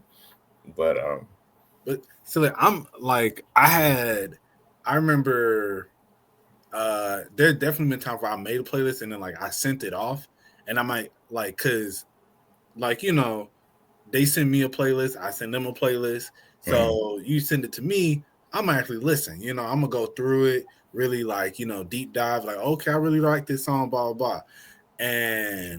But yeah, I remember there definitely been times where I've sent it and I know the girls ain't played like damn near none of it, But but that's why I like that one girl with the Honest song. Like I rocked with her heavy because I know she actually listened to the playlist because she went through it and then literally was just sending me like throughout the week randomly like, oh, I really like this song, like like blah blah blah. Like she was from Chicago and I threw what's buddy name? Quando Rondo. It's Chicago. Yeah, I threw a Quando Rondo song in there that I really liked. I like, he got some early music that I really rock with, and then just like I figured out like I'm pretty sure she never heard this, so I'm really just trying to, because the first playlist I made for her, she was like, nah, don't give me just a generic stuff that everybody knows, like really get into your bag, and I'm like, okay, bet, so I was like, I'm gonna throw the Quando Rondo song on there that I know, from Imperfect Flower. I don't know if y'all ever heard that. I ain't gonna lie, girl couldn't tell me that because I was send like the weirdest music, bro, and she'd be like, "Oh no, like I don't get it." Bro, I threw Kyle Oceans in there. Yeah, which is a good song until it gets to the end where it's just like where he talked about like stalking her or something like that. And I was like, I hope this is one of the songs that she just kind of gets towards the end and be like, all right, let me go ahead and move on. Is that you are the only girl that when I look in? Is that one? Nah. Oh no, it's all right, cool. That's that right, cool. Send me the pics to your bed. Like, yeah, I'm in that bed. Ocean. Yeah, okay. It took me a minute. Yeah, but I really, but that's one thing that I definitely I recommend. Find you a girl that's going to make you a playlist, and then if you make her playlist, that's actually going to listen to it. To all the listeners out there, bro, because if a girl ain't gonna really like, especially like I know for me, you know, all the girls that I talk to, they know that one of my biggest things is music, you know, how much I love music and things of that nature. And I think that's just a good sign of a girl that's really looking to invest into you, you know? It's like, I want to be able for us to connect over this. Cause yeah, I did a mutual playlist with this one girl one time, and then we like stopped talking, and it was just sitting there on my Spotify, and that was awkward, so I had to delete it. Yeah, it'd be like that sometimes. I understand. Trust me. Yeah, man, it's rough out here, man. I'm from the 5, middle fingers on 6, dirty land, dirty sick. That's a song I probably put on there just because it's in my head right now. Yeah, man. I put a Young Nudie song on a playlist for a girl one time. It wasn't like no sensual playlist though. It was just like the songs that I was into at the moment. She's asked me like what music you into right now. What you listening to right now? I feel like you got to be honest. You know, what I'm saying? Shout out Cleo Soul though. I love Cleo Soul, and that would seem like a thing that's like, it was on there too. The Earth Girls, and that's like, no, I really like Cleo. Like Cleo Soul is like she makes when she dropped them 2 albums back to back in 2023. Those were like albums 1A and 1B for me of the year. Like when she dropped, yeah. So, Rashad, you the one who put me on the Cleo Soul. Oh, for real? Yeah. She is. She feel like a hug. She feel like a hug for sure. Like her music sound like a hug. She has. I love her music to like meditate too. Yeah. It's very peaceful. Very peaceful, man. I feel like I don't like how everybody be sampling her. You know, 'cause I've heard like a few songs like of them sampling her and stuff, and I'm like, I don't know, leave her alone. You know, I just don't feel like I don't know. That's just how I kind of feel about it. It's like she give it some time at least, you know. Yeah. But yeah, like you said, her music definitely does feel like a hug, bro. You know, very soulful. Shout out to Cleo Soul, man. I guess we're getting out of here, man, after 4 hours. Appreciate everybody tuning in and stuff like that. The episodes are getting longer and longer. I think it's because it's really because we're going back to music. It's like, you know, music is important though. I feel like it's kind of a responsibility. If you're going to talk about the BS, you should talk about the music too. I'm with you on that. It's a fair balance. So yeah. Yeah, no, this is for the listeners. First off, if you listening at this point, you probably are our top listener, like our most dedicated. Yeah, for sure, 100%. We appreciate you. You playing this your entire work shift, literally, like damn near half the work day over with. Because we definitely didn't plan. Like we didn't say like, yo, we're doing a 4-hour episode tonight. It just we started earlier. We started earlier in the night. I was like, okay, we're going to start early. And still ended up running off damn near 4 hours. Yeah. I think that's a good thing though that we were able to talk for that long. No, facts. Yeah, it's like it should be those random topics that end up like, all right, that's another 45 minutes. Like when we was talking about studs earlier, like that, it just came out of nowhere. Like, yo, it's crazy to think that was the same episode. We ended with talking about Cleo Soul, and we were talking about studs 2 hours ago. We talking about a lot of this is low key, not literally, but it's like low key like our gayest episode.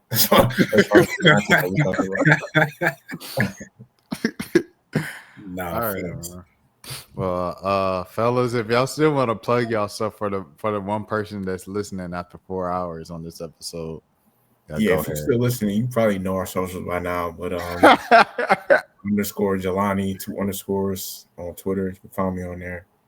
So right, it's like after the 3 hour mark, it's like we ain't got to bleep out no names no more. It's like I know. Just say whatever you want. Mr. Bondi. That's crazy. Shout out to Sir. Shout out to Sir. Throwback. Like Ellen Richardson. All right, okay, let's get up out of here. So, hey, shout out to the real MVP. Right. Shout out to Mass Part, my homeboy down in Griffin, Georgia. He got a little. And you might as well save that shout out, bro. I ain't gonna lie to you. If it ain't in the first 5 minutes, man.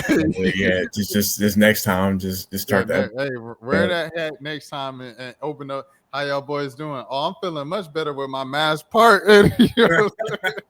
Nah, fact. Right, yeah, cause I thought about it like halfway through. That's why I switched the hat, and I was like, all right, I don't know when we ended, so like, let me go ahead and make sure I show my boy out. Okay, Yo, yo, last thing, do y'all what do y'all be doing? Like, have your ex ever gave you like clothing? I know what do you they mean, take like returned clothing? Like No, like ever like bought you like clothing or something? after Yeah. we were after I got a pair of cufflinks with my initials on it.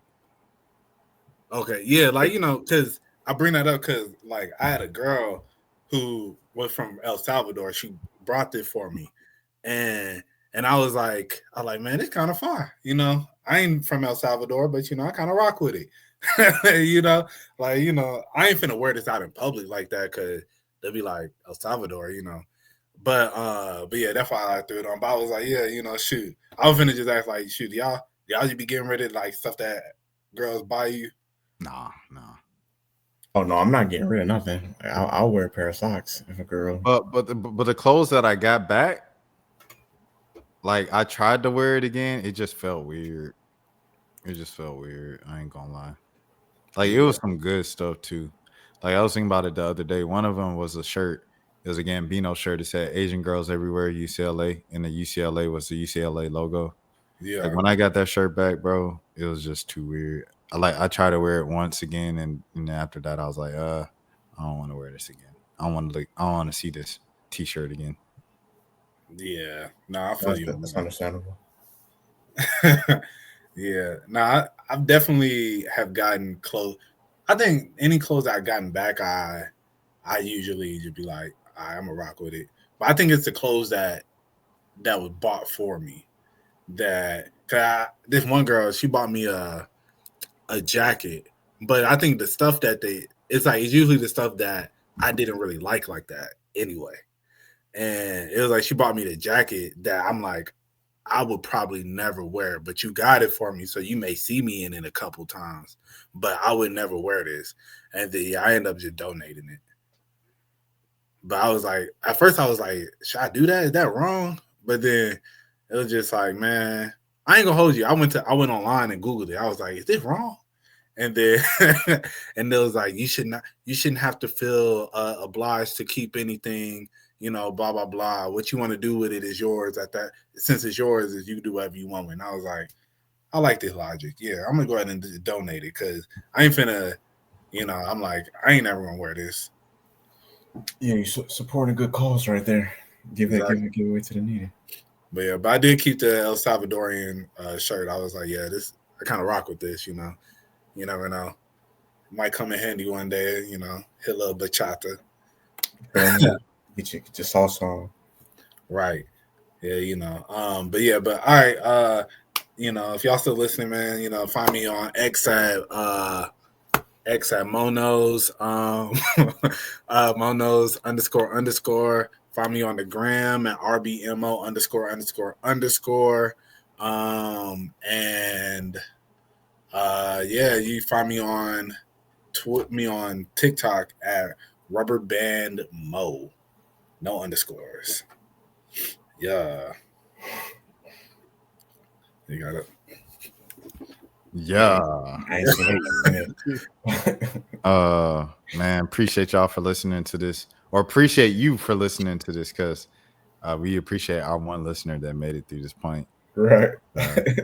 I hope to see you again soon, Mom. But that one listener gonna be us. Yeah. Said, what I say at the end? Did I? Right. Tank said what? Crazy. Right. That's another crazy segment of the show. But yeah, well, like Jelani's definitely gonna listen to this to clip it up or whatever for the socials and stuff.